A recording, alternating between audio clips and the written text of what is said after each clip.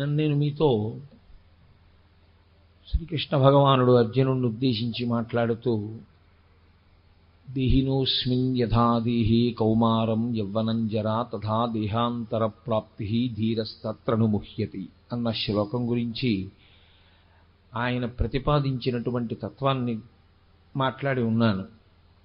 ఆయన అంటారు, వాసాంసి జీర్ణాని యథా విహాయ నవాని గృహ్ణాతి నరోపరాణి తథా శరీరాణి విహాయ జీర్ణ అన్యాని సంయాతి నవాని దేహి అంటారు. చాలా అద్భుతమైనటువంటి శ్లోకం. అదేమి భగవద్గీత అంతా అంతే, అలాగే ఉంటాయి. ఇది మనస్సులో బాగా ఊంచుకున్న వాడికి నిజంగానే జీవితంలో ఒక గొప్ప ఊరట, ఒక ధైర్యం, తన జీవితాన్ని ఎలా గడపాలి అన్న దాని గురించి ఒక సందేశం, ఒక ప్రారంభమునకు ఒక అంతమునకు మధ్యలో దాన్ని వినియోగించుకోవలసినటువంటి విధానం గూర్చినటువంటి పూనిక, స్పష్టత ఏర్పడతాయి. వాసాంసి జీర్ణాని యథా విహాయ నవాని గృహ్ణాతి నరోపరాణి. బహుశः ఇంతకన్నా అందమైన, ఇంతకన్నా సౌలభ్యంతో కూడినటువంటి ఉపమానం వెయ్యడం ఎవరికీ సాధ్యం కాదు. ఆయన అన్నారు, లోపల దేహి ఉన్నాడు. దేహి అంటే నేను, జీవుడు, లేదా ఆ జీవుడికి పరమాత్మతో అభేద స్థితి అనుభవించగలిగిన నాడు జీవబ్రహ్మైక్య సిద్ధి. ఉన్నదొక్కటే పదార్థం. ఆ ఉన్నటువంటి పదార్థం తొడుక్కుంటోంది. దేన్ని తొడుక్కుంటోంది అంటే దేహి తొడుక్కున్నది దేహము. దేహి ఉంటాడు, దేహము తొడగబడింది కాబట్టి విడవబడుతుంది. వాసాంసి జీర్ణాని యథా విహాయ నవాని గృహ్ణాతి నరోపరాణి. నరుడు తీసుకుంటున్నాడు. అందులో ఉన్నటువంటి మాట గాంభీర్యమును మీరు అర్థం చేసుకోవాలి. అది ఎవరు తీసుకుంటున్నారు? జీవుడే తీసుకుంటున్నాడు శరీరాన్ని తప్ప ఈశ్వరుడు బలవంతంగా కట్టబెట్టినది కాదు. నువ్వు పుచ్చుకుని తీరాలు స్మా ఈ శరీరాన్నని భగవంతుడు ఇవ్వడు. భగవంతుడికి శరీర కల్పన యందు, లేదా మీకు ఈ దేహాన్ని ఇవ్వాలి అన్న దాని విషయంలో ఈశ్వరుడికి పూనిక కానీ, నేను ఇచ్చి తీరాలనేటటువంటి స్థితి కానీ ఆయనకేమీ ఉండదు. ఆయనకు అలా ఇవ్వవలసిన అవసరం ఉండదు. ఆయన ఇవ్వడు కూడా. ఆయన స్వతంత్రుడు కాడు. ఆ విషయంలో ఆయనకు అవసరం లేదు. ఎవరు తీసుకుంటారు అంటే మనమే తీసుకుంటాం. అది ఎలా తీసుకుంటాము అన్నదానికి ఒక ఉపమానం చెప్తున్నారు. ఇప్పుడు నేను అన్నది అబద్ధపు నేను వైపుకి నేను ఊంచుకుంటుంటాను. ఇప్పుడు అబద్ధపు నేను అంటే ఇది ఈ శరీరం. నిజానికి ఈ శరీరం కూడా నేను కట్టుకున్నటువంటి ఒక వస్త్రం ఎటువంటిదో దేహి కట్టుకున్నటువంటి వస్త్రంతో సమానం ఆ శరీరం. కాబట్టి నేను ఈ వస్త్రం కట్టుకున్నాను. ఈ కట్టుకున్న వస్త్రాన్ని, అయ్యో నేను ఇది కట్టుకుని వచ్చాను, దీంతో ప్రవచనం చేశాను, భగవద్గీత చెప్పాను, ఈ వస్త్రాన్ని ఇప్పేయడం ఏమిటని చెప్పి ఇంటికి వెళ్ళిన తర్వాత కూడా నేను ఈ వస్త్రాన్ని ఉంచుకోను. అథవా నేను ఒకవేళ ఉంచుకున్నా ఏదో చీకటి పడే పర్యంతం ఉంచుకోవచ్చు. ఫలహారం చేసేటప్పుడు ఈ బట్టలు విప్పేస్తాను. విప్పేసి అవసరమైతే వేరొక పర్యాయం స్నానం చేసి వేరొక పల్చటి వస్త్రాన్ని కట్టుకుని నేను పలహారం చేసి నిద్రకు ఉపక్రమిస్తాను. నేను నిద్రపోయిన వస్త్రాన్ని మళ్ళీ రేపు పొద్దున్న ఉంచుకోను. మళ్ళీ ఆ వస్త్రాన్ని తీసేసి ఇంకొక వస్త్రాన్ని తొడుక్కుంటాను. ఇన్ని వస్త్రములను నేను విడిచిపెడుతున్నా. మీరు బాగా గుర్తుపట్టాలి, వస్త్రము నన్ను అంటుకోవట్లేదు, వస్త్రము నన్ను వదలటం లేదు. ఈ రెండిటి యందు వస్త్రమునకు స్వేచ్ఛ ఏం లేదు.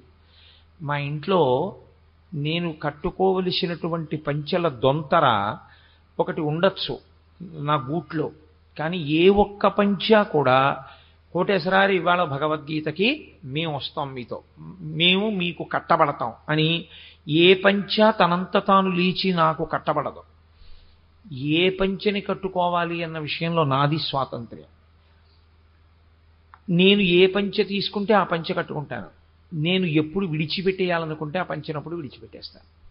ఒక్కొక్కసారి కట్టుకున్న తర్వాత చూస్తే అది ఏ కారణం చేతనైనా కావచ్చు, ఉతుకుతున్నప్పుడు కావచ్చు, ఆరేసినప్పుడు కావచ్చు, ఏదో పక్షి పాడు చేయడం వల్ల కావచ్చు, దాని మీద మరక కనిపిస్తుంది. అయ్యో ఇది ఇస్త్రీ చేసేసి సిద్ధం చేసుకున్నాం, ఇంకా నయం ఏ ఊరో పట్టుకెళ్ళాం కాదు. అని కట్టుకున్న వస్త్రాన్ని అదేంటి నాన్నగారండి మీరు చూసుకోలేదా అంత మరకుంది అంటే గభాలను ఆ వస్త్రాన్ని విడిచిపెట్టి ఇంకో వస్త్రం కట్టుకుంటాం. ఇప్పుడు ఆ వస్త్రాన్ని కట్టుకున్నా విడిచిపెట్టినా నేను కట్టుకుంటున్నాను, నేను విడిచిపెడుతున్నాను. వస్త్రానికి స్వాతంత్రం లేదు. నేను కట్టుకుని నేను విడిచిపెడుతున్నాను. నేను కట్టుకుని నేను విడిచిపెట్టడానికి కారణం ఒక్కటే, వాసాంసి జీర్ణాన్ని యథావిహాయ. అది జీర్ణమైతే విడిచిపెడతాను. ఇక్కడ విడిచిపెట్టడం అన్న శబ్దం ఎక్కడ వరకు తీసుకెళ్తున్నారంటే కృష్ణ పరమాత్మ అసలు నేను వాడడం ఆపేయడం వరకు. ఇక నేను దాన్ని వాడడం వదిలిపెట్టేస్తున్నాను, పూర్తిగా ఆపేస్తున్నాను. అంటే ఇక ఈ పంచెని నేను విడిచిపెట్టినా ఇది మళ్ళీ కట్టుకునే అవకాశం ఉంటుంది. ఎందుకంటే దీన్ని చాకలికి ఎడుతుంది, ఉతుకుతారు, ఇస్త్రీ చేస్తారు, మళ్ళీ వస్తుంది, మళ్ళీ నా గూట్లో పెట్టుకుంటాను. మళ్ళీ ఎప్పుడో నాకు ఏనాడు ఈశ్వరుడు శాసనం దీన్ని కట్టుకోవాలనిపిస్తే అప్పుడు గూట్లోంచి ఆ పంచె తీస్తాను. కానీ ఈ పంచె నేను ఇక కట్టను అని నేను దీన్ని తీసుకెళ్ళి బయట పారేశాను అనుకోండి.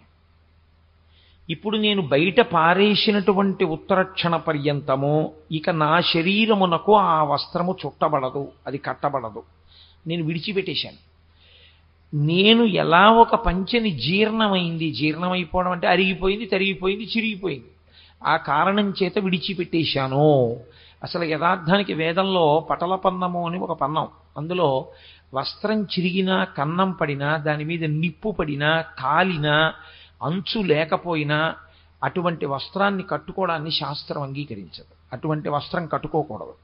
కాబట్టి అటువంటి వస్త్రం కట్టుకుని ఈశ్వరుడి ముందుకెళ్ళి నిలబడిన వాడికి ఏ పాపం వేస్తారు ఖాతాలో అంటే దిగంబరంగా వచ్చి నిలబడిన వాడి స్థితిని వేస్తాము అని చెప్పింది వేదం. కాబట్టి అలా జీర్ణమైన వస్త్రం ఇంకా కట్టుకోకూడదు కనుక పారేయడం అంటే అదేదో ఇంకెందుకు లేదు చాలా పంచెలున్నాయి కదా అని పారేయడం కాదు. ఇంకా ఆ పంచ కట్టుకుని నేను వైదిక కర్మ చేయడానికి ఆ పంచ పనికిరాదు. పంచంతా బాగుంది, కానీ ఎక్కడో అగరత్తు యొక్క నుసి పడింది, పడ్డంలో దానికి కొన్ని కన్నాలు పడిపోయాయి. దానికి కొన్ని కన్నాలు పడినా కూడా నేను ఆ వస్త్రాన్ని విడిచిపెట్టవలసి ఉంటుంది. ఇంకెవరైనా నా దగ్గర పుచ్చుకుని పోని కొంతవరకు ఏదో గురువుగారు కట్టుకున్నారని నా శిష్య సమానుడైన వాడు కొంత కట్టుకుంటే కట్టుకోవచ్చేమో, ఆయనకి అది నూతన వస్త్రం కావచ్చు, కానీ నా వరకు నాకు మాత్రం అది ఇక వైదిక కర్మక పనికిరాదు. కాబట్టి విడిచిపెట్టేస్తాను.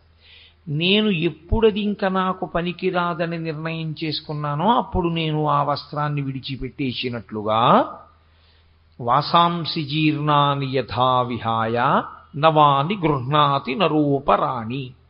ఆ వస్త్రాన్ని విడిచిపెట్టేశాను అన్నప్పుడే వెంటనే ఇంకొక మాట ఉంటుంది.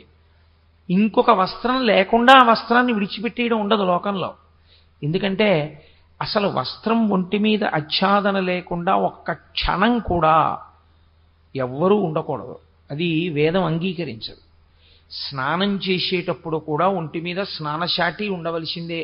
స్నానశాటి కట్టుకుని స్నానం చేయాలి, కానీ అసలు ఒంటి మీద నూలుపోగు లేకుండా ఉండడం అనేటటువంటి దాన్ని ఒకే ఒక్క సమయమునందు అంగీకరిస్తారు.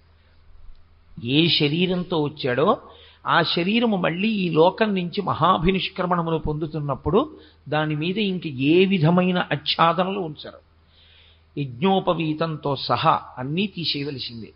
అన్నీ తీసేసి శరీరాన్ని ఒక్కదాన్నే కట్టెల మీద పడుకోబెడతారు తప్ప ఏ కారణము చేత అసలు శరీరము మీద నూలుపోగు లేకుండా ఒక్కడూ దిగంబరుడై కనపడకూడదు. అందుకే పెళ్లిలో స్నాతకం చేసేటప్పుడు గురువుగారు చెప్తారు, ఎన్నడూ ఒంటి మీద బట్ట లేకుండా నేను కనపడను అని వాగ్దానం తీసుకుంటారు. మృత్యువుతో సమానం, అమంగళం కాబట్టి నేను వస్త్రాన్ని వదిలిపెట్టాను అంటే గుర్తు ఏమిటంటే ఇంకొక వస్త్రం ఉన్నది అని గుర్తు కట్టుకోవడానికి. ఇది విడిచిపెట్టిన ఉత్తర క్షణంలో నేను ఆ వస్త్రాన్ని కట్టేసుకుంటాను.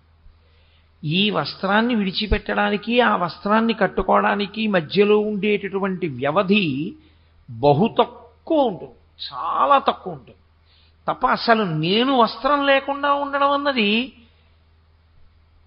ఇక ఈ శరీరాన్ని వదిలిపెట్టేస్తున్నప్పుడే ఉంటుంది. పూర్తిగా శరీరం ఈ ప్రపంచంలోంచి వెళ్ళిపోతున్నప్పుడు కొద్దిసేపు ఉంటుంది అలా.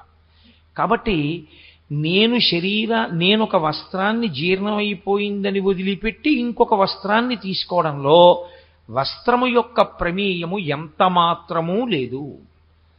నాదే ప్రమేయమైనట్లు ఈ పంచ కట్టుకున్నా నేనున్నాను, ఈ పంచె విప్పేసి రేపు సాయంకాలం నేను ఇంకో పంచె కట్టుకుని వస్తాను, అప్పుడు నేను ఉంటాను.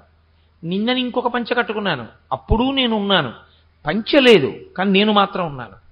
పంచె మారిపోయింది కానీ నేను మాత్రం అలాగే ఉన్నట్టు శరీరం కూడా. దేహి ఏం చేస్తుంటాడంటే లోపల ఉన్న జీవుడు ఈ శరీరాన్ని వదిలిపెట్టేస్తాడు. వదిలిపెట్టేసి మళ్ళీ ఒక కొత్త శరీరాన్ని తాను పుచ్చుకుంటూ ఉంటాడు.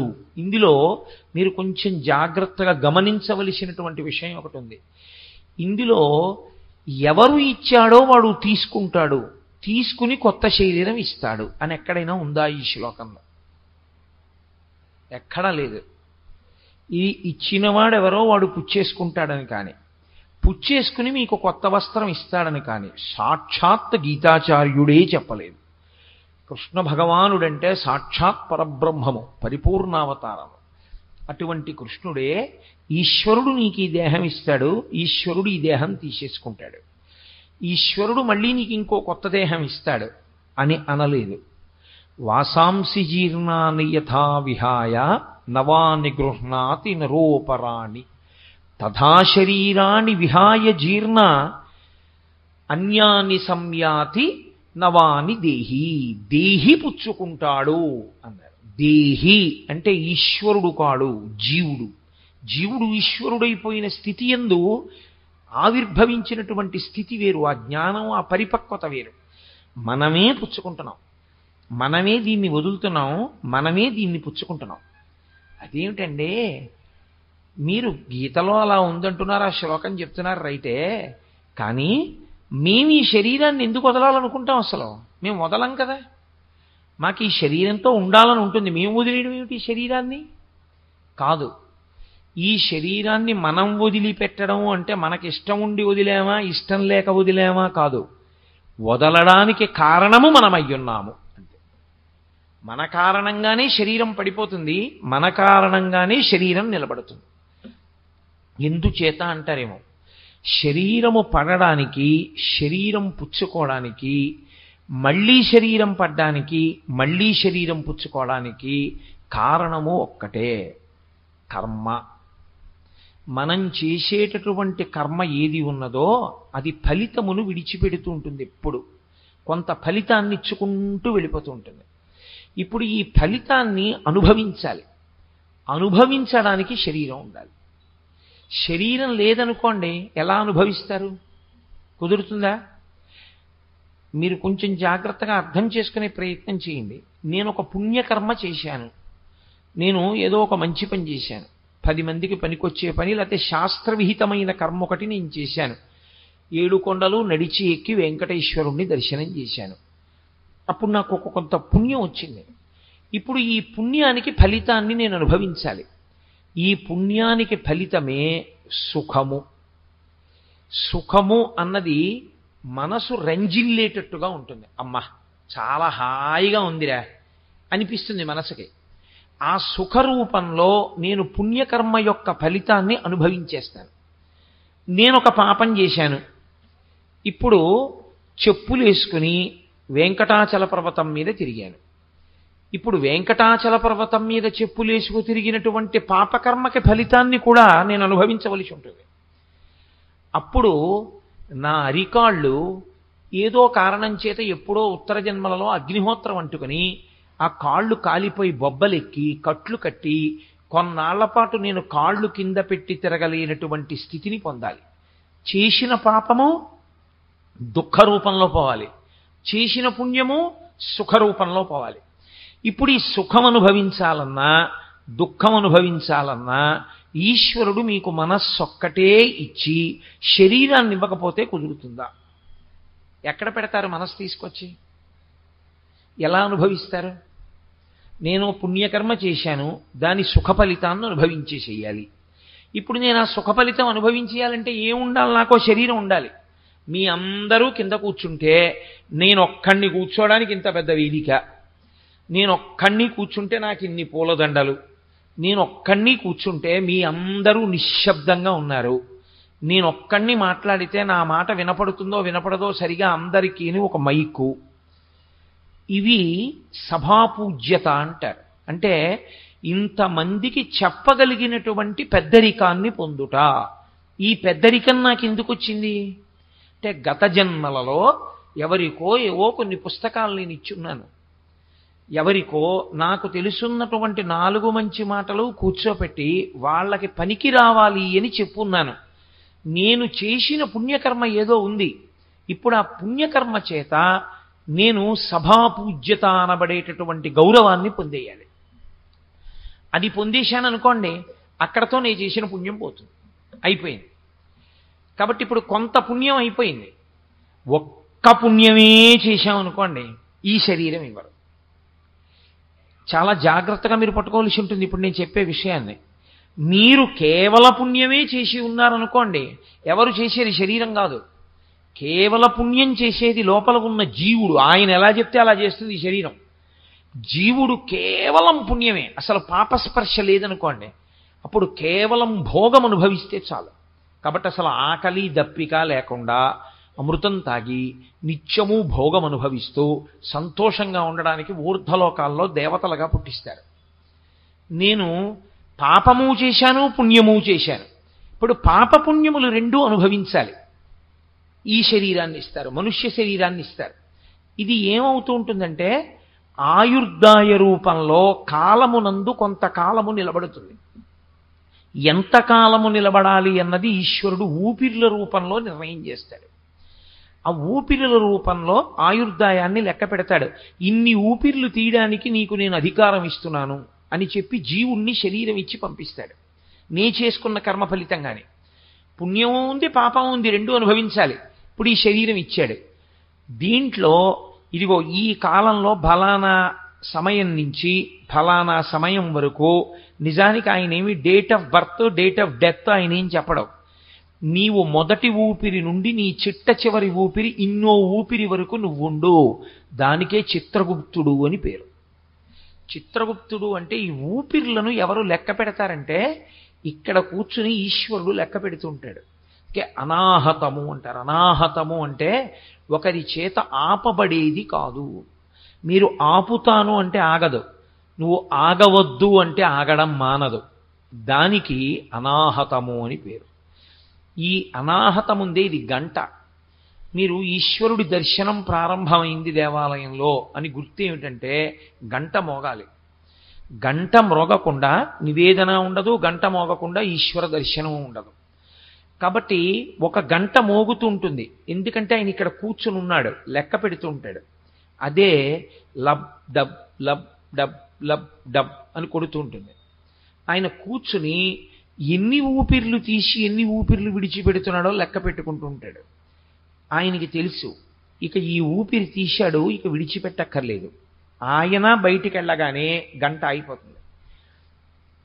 ఈ ఊపిరి తీశాడు, ఇక విడవక్కర్లేదు, ఆయన కిందకి దిగిపోతాడు, ఆగిపోతుంది. కాబట్టి ఊపిర్లు లెక్క పెట్టి ఆయుర్దాయాన్ని మాత్రం ఇచ్చేవాడు ఈశ్వరుడు. ఆయన ఇక్కడ కూర్చుని ఇంతకాలము ఇన్ని ఊపిరులుగా నువ్వుండు, అందుకే దీపం ఉండగా ఇల్లు చక్క పెట్టుకో అంటారు. అంటే ఇక్కడ ఈ ఊపిరి తిరుగుతున్నప్పుడే, ఈ గంట మోగుతున్నప్పుడే, ఇక్కడ ఈశ్వరుడు ఉన్నప్పుడే నువ్వు చెయ్యవలసిన మంచి పని చేసేసేయి. ఒక్కసారి బయటికి వెళ్ళాడంటే ఇంకా చేయడానికి దీనికి ఏం అవకాశం ఉండదు, ప్రేతం అయిపోతుంది. కాబట్టి తొందరగా చేసుకో, ప్రతి ఊపిరి యందు ఈశ్వరుణ్ణి అర్చన చేసుకో. అదే మనం శివాభిషేకం చేసేటప్పుడు మహన్యాసం చేస్తూ హంస హంసాయ విద్మహే పరమహంసాయ ధీమహి తన్న హంస ప్రచోదయాత్ అని పిలుస్తారు. ఆ ఊపిరిల రూపం హంసగా ఉంటుంది. అదే హకార సకారములు. అందుకే పురుష సూక్తం మొదలైతే సహస్రశీర్షా పురుష సహస్రాక్ష సహస్రపాత్ అని, శ్రీ సూక్తం మొదలైతే హిరణ్యవర్ణాం హరిణీం సువర్ణ రజతస్రజాం అని. ఆ హకార సకారములు రెండూ కలిసి మంగళప్రదమైతే సహ హస హంస, ఆ హంస నడుస్తోందంటారు. ఈ హంస నడుస్తూ ఉండగా చిత్తమాలిన్యాన్ని విడిచిపెట్టుకుని నువ్వు ఈశ్వర కర్మల వైపుకి అడుగులు వేసుకుంటూ వెళ్ళాలి. చిత్తశుద్ధిని ఏర్పాటు చేసుకుని దాని వలన జ్ఞానమును పొందగలిగితే జ్ఞానాద్దేవతు కైవల్యం. కాబట్టి ఈ శరీరంతో పుణ్యాన్ని చేసుకోవచ్చు, పాపాన్ని చేసుకోవచ్చు, పుణ్యాన్ని అనుభవించవచ్చు, పాపాన్ని అనుభవించవచ్చు. ఈ రెండిటినీ అనుభవింపచేయడానికి ఈశ్వరుడు ఈ శరీరాన్ని ఇస్తాడు. ఈశ్వరుడు ఈ శరీరాన్ని ఇచ్చేటప్పుడు వీడికి ఇది ఇద్దాం పాపం ఏదో సంతోషంగా ఇచ్చేద్దామని ఏమి ఇవ్వడాయన. ఆయన ఇవ్వడానికి కారణం ఒక్కటే అయి ఉంటుంది. పరాశర భట్టర్లు శ్రీగుణరత్న కోశం చేస్తూ ఓ మాట అంటారు, యద్రూభంగాహ ప్రమాణం స్థిరచర రచన తారతమ్యే మురారే. ఈ పుర్రె జీవుడిని పట్టుకుని బ్రహ్మగారు వేరొక పుర్రెలోకి ప్రవేశపెడుతూ ఉంటాడు. అది చీమ పుర్రెవచ్చు, ఈగ పుర్రెవచ్చు, దోమ పుర్రెవచ్చు. నేను ఇవాళ పేపర్లో ఫోటో చూశా, ఏదో ఎక్కడో సముద్రపు ఒడ్డున చనిపోయిన తాబేలు అని ఫోటో వేశారు. దాని పుర్రె కనపడుతోంది, దానికో పుర్రె ఉంటుంది. ఆ పుర్రె పట్టుకుని అందులోకి జీవుణ్ణి ప్రవేశపెడుతూ వీడికి ఏం ఇవ్వచ్చు అన్నది ఇచ్చే ముందు అమ్మ వంక చూస్తాడు బ్రహ్మగారు. బ్రహ్మగారి తల్లి లక్ష్మీదేవి ఆవిడ వంక చూస్తాడు. చూసమ్మా ఈ పుర్రె గతంలో ఈ పేరుతో తిరిగింది, ఏం చేయమంటావు అని అడుగుతాడు.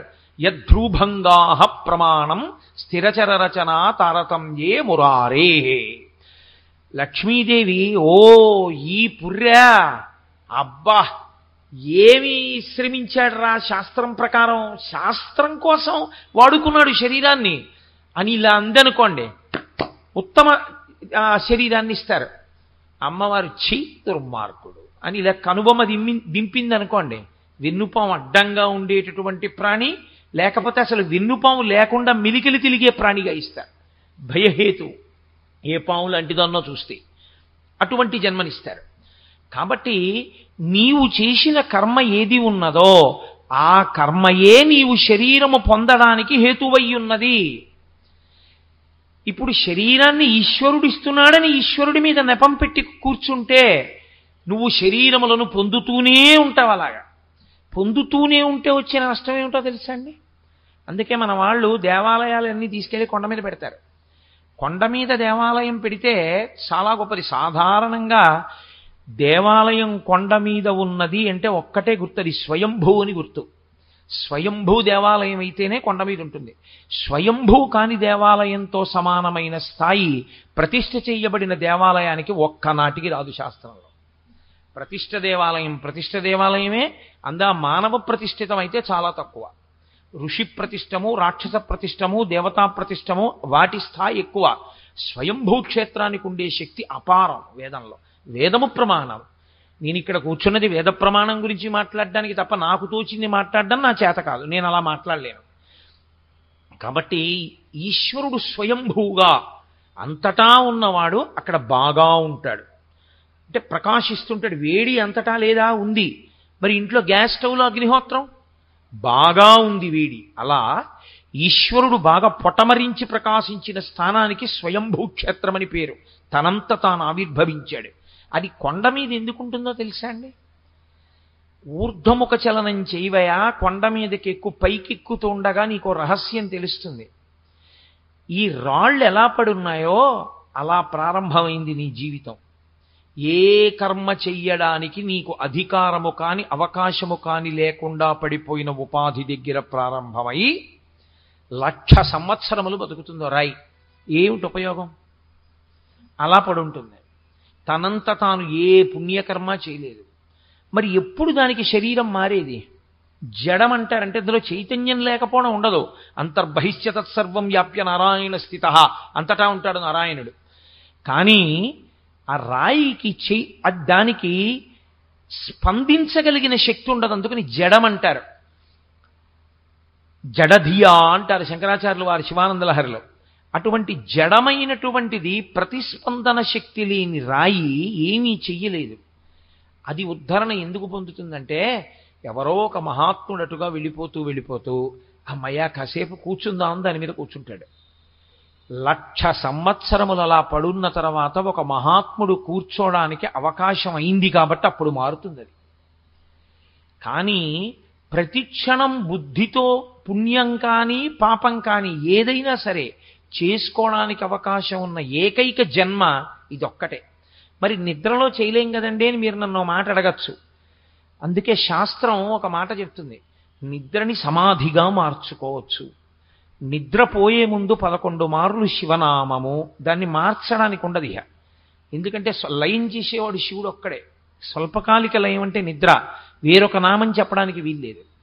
నిద్రపోయే ముందు శివనామమును 11 మాటలు, నిద్ర లేచి కన్ను తెరవగానే ఇంకొక నామం చెప్పడాన్ని శాస్త్రం అంగీకరించదు.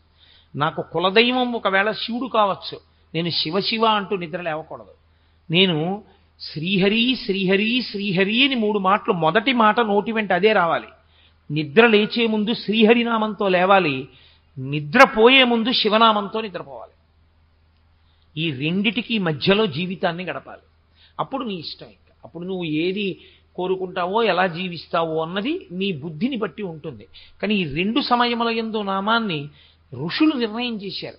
అలా ఎందుకు చేశారు అన్న దాని గురించి ఇప్పుడు నేను మాట్లాడితే మళ్ళీ అది నామవైభవం వైపుకు వెళ్ళిపోతుంది. అందుకని నేను భగవద్గీతకి కట్టుబడే ప్రయత్నం చేస్తాను. కనుక ఇప్పుడు ఈశ్వరుడు మీకు శరీరాన్ని ఇచ్చి విడిచిపెట్టినప్పుడు 3 మార్గములలో ప్రయాణం చేయవచ్చు. ఈ శరీరంలోంచి ఇంకో శరీరాన్ని మీరు పుచ్చుకోవచ్చు. పుచ్చుకునేటప్పుడు దేవతా శరీరాన్ని పుచ్చుకోవచ్చు. ఈశ్వరుడు ఇస్తాడనకండి, మీరు దేవతా శరీరాన్ని పొందొచ్చు. ఎలా అంటే అన్నీ పుణ్యకర్మలే ఆచరిస్తే చేసిన పాపములను మీరు మళ్ళీ ఈ దేహంతో చేసిన పాపాలని ఈ దేహంతో పోగొట్టుకోవడం. అప్పరని 63 మంది నాయనార్లలో పెద్ద ఆయన ఒక ఆయన ఉండేవారు. ఆయన ఎక్కడికి వెళ్ళినా కాయిక కైంకర్యమే. దేవాలయాన్ని వెళ్ళి చీపురుతో తుడిచేసేవారు, నీళ్లు పట్టుకెళ్ళి దేవాలయం కడిగేసేవారు. ఎప్పుడూ ఈ శరీరంతో సేవ. ఈ శరీరంతో చేసినటువంటి పుణ్యం వల్ల శరీరంతో చేసినటువంటి పాపమును నశింపచేసుకుంటాడు. వాక్కుతో చేసినటువంటి పాపాన్ని వాక్కు యందు దోషం రాకుండా జాగ్రత్త పడతాడు. అందుకే మాట గురించి ఉపనిషత్ అంత జాగ్రత్తగా మాట్లాడుతుంది. సత్యం బ్రూయాత్ ప్రియం బ్రూయాత్ న బ్రూయాత్ సత్యమప్రియం ప్రియంచనానృతం బ్రూయాత్ అన్ని మాటలు చెప్తుంది మాటల గురించి. మాటని తపస్సుగా వాడుకున్నాడు. ఇప్పుడు మాటల చేత చేసినటువంటి దోషాన్ని పోగొట్టుకుంటాడు. మనస్సుతో ఎప్పుడూ పవిత్రమైనటువంటి ఆలోచనలనే చేయడం అలవాటు చేసుకున్నాడు. మనసుతో చేసుకున్న పాపాలని పోగొట్టుకున్నాడు. ఇప్పుడు మనసు చేత వాక్కు చేత కాయము చేత పుణ్యకర్మలనే చేసుకుంటూ వెళ్ళాడు. ఈ 3టిని పాపము యందు ఉపయోగించలేదు. తనంత జాగ్రత్తగా జీవించాడు, శరీరం విడిచిపెట్టాడు. ఇప్పుడు ఈశ్వరుడు ఏం చేస్తాడంటే ఉత్తమమైనటువంటి దేవతా శరీరంలోకి పంపిస్తాడు. ఇప్పుడు ఈశ్వరుడు పంపించాడా మీరు చేసుకున్న కర్మ కారణమైందా? కర్మ కారణమైంది. మీరు పుణ్యమో పాపమో రెండూ చేశారు. మళ్ళీ నిన్న చెప్పాను కదా, శుక్ల చింత అని ఒక చింత, ఆ చింతని పొందుతూ విడిచిపెడితే ఆ రుచి వాసనల యందు మళ్ళీ శాస్త్రాన్ని చదువుకోగలిగినటువంటి ఒక మనుష్య దేహంలోకి వెడతాడు. అన్నీ పాపకర్మలే. వాక్కుతో పాపం, మనస్సుతో పాపం, శరీరంతో పాపం, ఈ 3 తప్ప పుణ్యం అన్నది లేదు. ఎప్పుడూ పాపకర్మలు ఆచరించాడు. ఈశ్వరుడు తిరియక్కు చేస్తాడు. వెన్నుపావుని అడ్డంగా పెట్టి అందులోకి పంపిస్తాడు. ఏమంటే మేము ఈ చేసిన పాపాలు పుణ్యాలు శరీరంతో చేసినవి వాక్కుతో చేసినవి బానే ఉన్నాయే, మనసుతో చేసినవి కూడా ఉంటాయా? ఉంటాయి. మనసుతో పుణ్యం చేస్తే ఎంత ఫలితమో మనసుతో చేసిన పాపానికి అంతే ఫలితం. నేను మీ వస్తువు ఎత్తుకుపోతే దొంగతనం ఫలితం ఎలా వేస్తారో, నేను మీ ఇంట్లో ఉన్న వస్తువుని చూసి ఇది నాదైపోతే ఎంత బాగుండో అని ఏడిచ్చినా అంతే ఫలితం వేస్తారు. ఎత్తుకుపోయిన ఫలితమే వేస్తారు. అందుకే మానసిక చౌర్యము, మానసిక వ్యభిచారము ఇవన్నీ వచ్చాయి. కాబట్టి ఆ మనసుని నిగ్రహించాలి. ఆ మనసు నిగ్రహిస్తే కాయము పుణ్యమునందు వెడుతుంది. కాబట్టి ఇప్పుడు ఈ మనసు చేసే పాపాన్ని కూడా ఎవడు గమనించగలడు? లోపల ఆత్మగా ఈశ్వరుడు లేడండి. ఆత్మ ప్రకాశం చేత కదా మనసు వెలుగుతోంది. దానికి తెలియదు, ఆయనకి తెలియదు ఏం చేస్తున్నాడో మనసుతో. మనసుతో చేసినటువంటి పాప పుణ్యములను కూడా లెక్కలోకి తీసుకుంటాడు. కాబట్టి ఒక స్థితిలో ఈ శరీరం పనికి రాకుండా పోవచ్చు, మనసు పనికి రాకుండా పోవడం అన్నది ఉండదు. మీరు మనసుతో శివాభిషేకం చేసేయచ్చు, మనస్సుతో వెంకటేశ్వర స్వామి దర్శనం చేసుకోవచ్చు, మనస్సుతో గుళ్ళోకి వెళ్ళచ్చు, మనస్సుతో వ్రతం చేసుకోవచ్చు. అందుకు కదా శంకర భగవత్పాదులు మానసిక పూజ అన్న అధ్యాయాన్ని తీసుకొచ్చి ఇచ్చారు, రత్నైకల్పిత మానసం అంటును.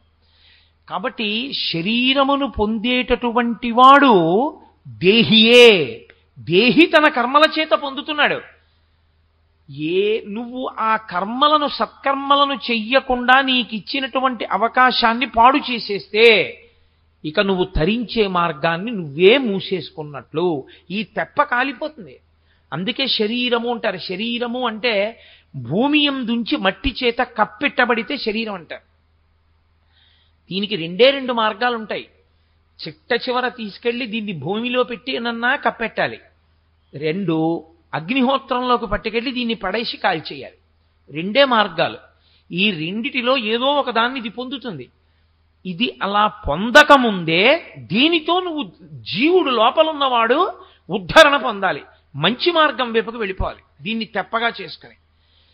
అలా నువ్వు పొందగలిగితే ఉత్తర జన్మ బాగుంటుంది. అలా నువ్వు చెయ్యలేకపోతే పుచ్చుకుంటావు శరీరం. ఏ శరీరం పుచ్చుకుంటావంటే నీవింత పాపమును చేసి ఉన్నావు కాబట్టి దానికి అనుగుణమైన దానిని మాత్రమే నువ్వు పుచ్చుకోగలవు. ఇంకొకటి పుచ్చుకునే అవకాశం ఉండదు. నువ్వే పుచ్చుకోవాలి. మీరు చూడండి, ఎంసెట్ కౌన్సిలింగ్ సెంటర్ అని ఉంటుంది. ఆ కౌన్సిలింగ్ జరుగుతున్నప్పుడు పెడతారు 1 నుంచి 500 ర్యాంకుల వాళ్ళకి మొదటి రోజున పెడతారు. 1 నుంచి 500 ర్యాంకు వాళ్ళు ఒక వరుస క్రమంలో కూర్చుంటే మొట్టమొదటి ర్యాంకు వాడిని పిలిచినప్పుడు నీకేం కావాలని అడిగారు అనుకోండి, వాడు ఏ యూనివర్సిటీలో ఏ బ్రాంచ్ సీట్ అయినా సరే వాడు టిక్ కొట్టింది ఇస్తారు. ఎందుకంటే వాడు చేసుకున్న కర్మ అటువంటిది. వెనక 2 ఏళ్ళు అంత కష్టపడి చదివాడు, అంత ఫస్ట్ ర్యాంక్లో ఉన్నాడు. వాడు అడిగింది ఇచ్చేస్తారు. వాడు అడిగిన కాలేజ్ ఇస్తారు. వాడేం పరికిమాల కాలేజ్ అడగడగా వాడు ఎలాగో ఏదో పెద్ద యూనివర్సిటీలో పెద్ద బ్రాంచ్లో సీట్ అడుగుతాడు. ఆఖరణ ఓ ర్యాంక్ ఉంటుంది, 70,000 80,000 ర్యాంకు. వాడు వచ్చి నాకు జవహర్లాల్ నెహ్రూ టెక్నాలజికల్ యూనివర్సిటీ హైదరాబాద్లోనో లేకపోతే జేఎన్టీయూ కాకినాడలోనో నాకు ఈసీఈ బ్రాంచ్లో సీట్ కావాలండి అంటే అవతల మమ్మంటారు. అసలు ముందే అక్కడ బోర్డు ఉంటుంది, ఇవేమీ లేవు, ఖాళీ ఏ బ్రాంచెస్ లేవు, నీకు మిగిలినవి ఇవే, ఏం పుచ్చుకుంటావని అడుగుతారు. అందులో పుచ్చుకోవాలి. మనుష్యుడు చేసుకునేటటువంటి కర్మల చేత శరీరాన్ని పుచ్చుకోవడం కూడా అలాగే ఉంటుంది. దేహి అలాగే పుచ్చుకుంటాడు. కాబట్టి ఈశ్వరుడు కాదురా నీకిచ్చేది, పరమాత్మ చెప్తున్నారు. నీవు నీ కర్తవ్యాన్ని నువ్వు మానేసి నువ్వు చెయ్యవలసిన పని వేదం చెప్పింది. క్షత్రియుడవు, నీ ఎదురుగుండా ఉండేటటువంటి శత్రువులను నిగ్రహించాలి, ధర్మాన్ని నిలబెట్టాలి. ఇప్పుడు ఇది మానేసి నీకక్కర్లేని ధర్మాన్ని నువ్వు ఉచ్చుకుని వీళ్ళని చంపేస్తే అయ్య బాబోయ్ నాకు పాపం వస్తుందని నీ కర్తవ్యం నువ్వు మానేస్తే నీ ఖాతాలో పాపం వేసేస్తారు. ఇప్పుడు అర్జునుడు ఈ ఉపాధిలో ఉన్నావు, తర్వాత ఇది రాదిహ. ఎందుకంటే నీ కర్తవ్యం నువ్వు వదిలేసావు, అదే పాపం. కాబట్టి నీ కర్తవ్యం నువ్వు చెయ్యడమే నీకు పుణ్యం. కాబట్టి నువ్వు అది చెయ్యి, అంతేగాని అక్కర్లేని మాటలు మాట్లాడతాయేంటి? పతంతి పితరోహేషాం లుప్త పిండోదక క్రియాహ అని వేదాంతం మాట్లాడుతున్నాయేంటి? ఏది చెయ్యాలో ఏది చెయ్యకూడదో ముందు తెలుసుకో, తెలుసుకుని చెయ్యి, అంతేకాని తెలియకుండా చేయకూడదు. నాకు ఫీజు వేయడం వచ్చినా నేను పోల్ మీదకెక్కి ఫ్యూజ్ వేస్తే నన్ను పట్టుకుపోతారు. వీడు పోల్స్ ఎక్కుతున్నాడండి, విద్యుత్ స్తంభాలు ఎక్కుతున్నాడని. మా ఇంట్లో ఫ్యూజ్ పోయిందనుకోండి, నేను వేసుకోవచ్చు. ఏమండి నేను వేయించుకున్న స్తంభమేనండి, నాకు వచ్చండి ఫ్యూజ్ వేయడం, అందుకని నేను ఎక్కానండి అంటే ఒప్పుకోరు. వచ్చిన విద్యుత్ స్తంభం మీదకెక్కి ఫ్యూజ్ వేసే అధికారం నీకు లేదు. శాస్త్రము ఈ పని చెయ్యడానికి నీకు అధికారం ఉందని శాస్త్రము చెప్తే తప్ప, ఏతత్ శాస్త్రం ప్రమాణంతే, నువ్వు చెప్తే ప్రమాణం కాదు అది. నేను 10th పాస్ అయ్యానో లేదో చెప్పాలంటే నాకు బోర్డ్ ఆఫ్ సెకండరీ ఎడ్యుకేషన్ చెప్పాలి. 10th క్లాస్ వాళ్ళకి ఎన్నొచ్చో అంతకన్నా నాకు బాగా వచ్చండి అని చెప్పినా నేను 10th క్లాస్ పాస్ అవనివ్వండి, ఆ పరీక్ష కూర్చుని వాళ్ళు సర్టిఫికేట్ ఇవ్వకపోతే. ఈశ్వరుడు నీకు ఒక్కొక్క అధికారమును ఒక్కొక్క ఉపాధి యందు ఒక్కొక్క విభూతిగా ప్రవేశపెడతాడు. ఆ కర్తవ్యమును మాత్రమే నువ్వు నిర్వహించవలసి ఉంటుంది, దాని చేత పండిపోతావు అంతే. అలా నీకు చేత కాకపోతే నువ్వు ప్రమాదాన్ని పొందుతావు. నీకు అక్కర్లేని దాని జోలికి నువ్వు వెళ్ళడానికి వీలు లేదంతే. పోలెక్కి ఫ్యూజ్ వేసినట్టు ఉంటుంది అది. అదే అర్జున, నీకు అక్కర్లేని కర్తవ్యం నువ్వు తీసుకుంటున్నావు. ఏమిటో లేనిపోని మాటలన్నీ చెప్పి వాళ్ళని నేను చంపేస్తానంటున్నావు. ఎవరిని చంపేస్తావు? చంపడానికి శరీరాన్ని చంపితే వాడు ఇంకో శరీరాన్ని ఉచ్చుకుంటాడు. ఆత్మకు అసలు చావు లేదు, ఇంకా నువ్వు చంపేదేమిటి? నువ్వు చచ్చిపోయేదేమిటి? దుర్యోధనుడు వచ్చి నన్ను కత్తితో పొడి చేస్తే చచ్చిపోతానంటావు. ఏది చచ్చిపోతుంది, ఏది చావకుండా ఉంటుంది నీకేమన్నా తెలుసా? ఏమిటి మాట్లాడుతున్నావు నువ్వు? మోహానికి గురైపోయింది నీ బుద్ధి. కాబట్టి ఇలా మాట్లాడకూడదు.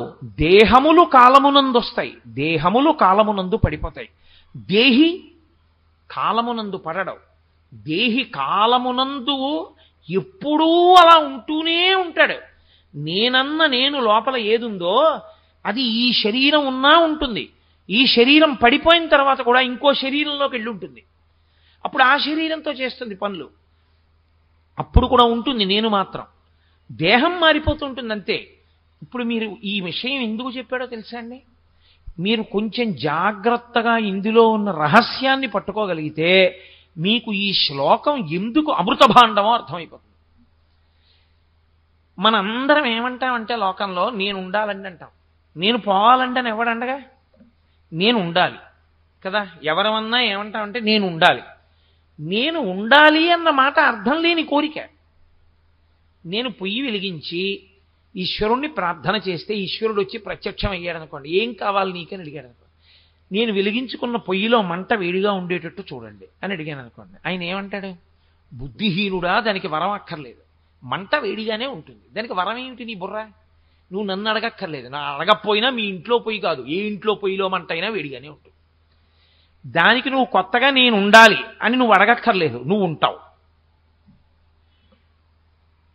ఏమడగాలంటే అసలు నేనేదో నీకు తెలియాలి. ఇది నేను అనుకోవడం వల్ల ఏమనుకుంటున్నావంటే ఇది పోతుందని భయపడుతున్నావు. అబద్ధాన్ని పట్టుకుని ఉండాలంటున్నావు, సత్యాన్ని వదిలిపెట్టేసి అది ఉండదంటున్నావు. ఏది ఉంటుందో అది ఉండదని వదిలేశావు, ఏది ఉండదో అది ఉంటుందని పట్టుకుంటున్నావు. ఇప్పుడు ఎలా ఫలితం వస్తుంది? రాదు. నిజమైన నేను ఏది వెళ్ళిపోదో, ఏది సత్యమో అది నేను అని ఉంచుకుంటే, ఏది అసత్యమో అది పడిపోతుందని అంగీకరిస్తే బుద్ధిని అట్నుంచి ఇటుకి తిప్పాల అంతే. కానీ అది చెప్పినంత తేలిక కాదు. బాగా శాస్త్రమునందు పరిశ్రమ చేసి అభ్యాసం చేస్తే దాని వలన మాత్రమే ఆ పూనికొస్తుంది తప్ప జన్మజన్మాంతరముల నుండి వచ్చినటువంటి లక్షణం అండి ఇది. ఒక జన్మ, 2 జన్మలా? కోట్ల జన్మలు. గజేంద్రమోక్షంలో పోతన గారు అంటారు, రాత్రులు దివసంబులు సంధ్యలు సలిపిన్ పూరొక్క 1000 సంవత్సరముల్. రాత్రి లేదు, పగలు లేదు, సంధ్యాకాలం లేదు. ఇన్ని కోట్ల జన్మల నుంచో నేననుకుని శరీరం మీద భ్రాంతి పెట్టుకుని ఆ శరీరాన్ని వదిలిపెట్టి ఇంకో శరీరాన్ని పట్టుకుని ఈ అబద్ధాన్ని నిజమనుకునేటటువంటి అలవాటు నాకు అలాగే ఉండిపోయింది. ఉండిపోవడంలో ఎప్పుడూ ఏం చేస్తానంటే ఇది నేను, ఇది ఉండిపోవాలి, ఇది మారిపోతూ ఉంటుంది. మార్పు ఎందే మరణం ఉన్నది అని నేను నిన్ననే మీతో మనవి చేశా. ఎప్పుడైతే పువ్వు పిందెగా మారిపోతుందో అప్పుడే పువ్వు మరణించడం ప్రారంభమైపోయింది. పువ్వంతా పిందె అయిపోగానే పువ్వు నశించిపోయింది. పిందె కాయ అయిపోతూ ఉండడం మొదలుపెట్టినప్పుడే పిందె మరణించి కాయ అవుతోంది. కాయ పండవుతున్నప్పుడు కాయ నశిస్తోంది. గొంగళి పురుగు సీతాకోకచిలుక అవుతున్నప్పుడు గొంగళి పురుగు యొక్క స్వరూపం నశించిపోతోంది. అలా నువ్వు పుట్టినప్పుడే నీ దేహానికి మరణం కూడా ప్రారంభం అయిపోతోంది, వెళ్ళిపోతోంది కాలంలో. అది దాన్ని పట్టుకుని, అసత్యాన్ని పట్టుకుని నేనుండాలంటే అది ఎక్కడుంటుంది? అది ఉండదు. దాని ఎందే ఎన్ని కోట్ల జన్మలెత్తినా దేహాన్ని పట్టుకుని ఉండాలంటావు. అసలు ఉండే దేహిని ఉండేవాడు వాడు అని గుర్తెరగవు. ఎలా ఉండడం జరుగుతుంది శాశ్వతంగా? ఉండడం అంటూ ఉంటుంది, కానీ సత్య వస్తువు ఎరుకలోకి రావట్లేదు. ఈ ఎరుకలోకి రావడం అన్నది ఎప్పుడు జరుగుతుందంటే అదే జ్ఞానావిర్భావము అంటారు. ఇందులో ఉన్న నేను తెలుసుకుంటున్నదేదుందో అది నిజమైన నేను, అది దీన్ని సాక్షిగా చూస్తోంది. పూర్వం దీని మీద ఇలా రక్తనాళాలు పైకి ఉబికి ఉండేవి కావు, ఇప్పుడు పైకి ఉబుకుతున్నాయి. చెయ్యి ఇలా అంటే పూర్వం ముడత ఉండేది కాదు, ఇప్పుడు ముడత పడుతోంది. పూర్వం ఈ కంటికి కళ్ళజోడు లేదు, ఇప్పుడు ఈ కంటికి కళ్ళజోడు వచ్చింది. పూర్వం మధ్యాహ్నం భోజనం చేసి ఉపన్యాసాలు చెప్పి రాత్రి 11 గంటలకు ఇంటికెళ్ళి పలహారం చేసినా శరీరం తట్టుకునేది. ఇప్పుడు అలా తట్టుకోలేదు, ఇది నీరసపడిపోతోంది. ఒక 5 గంటలో 6 గంటల తర్వాత దీనికి కాసిన పాలో ఏదో పొయ్యకపోతే దీనికి బడలికని తట్టుకోగలిగినటువంటి శక్తి క్షీణించిపోతోంది. ఇవి లోపల ఉన్నది తెలుసుకుంటోంది సాక్షిగా. ఏది తెలుసుకుంటోందో అది ఒకటి కూడా తెలుసుకుంటుంది. ఏది తెలుసుకుంటుందో తెలుసా అండి? దీని మూర్ఛని కూడా తెలుసుకుంటుంది. ఇది పాపం తట్టుకోలేక పడిపోతోందని కూడా తెలుసుకుంటుంది.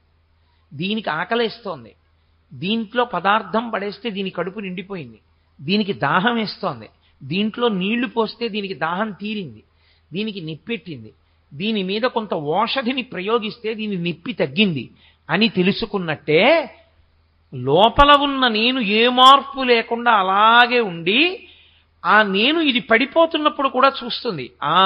ఇది పడిపోతోంది, ఇది విడిచిపెట్టేస్తోంది.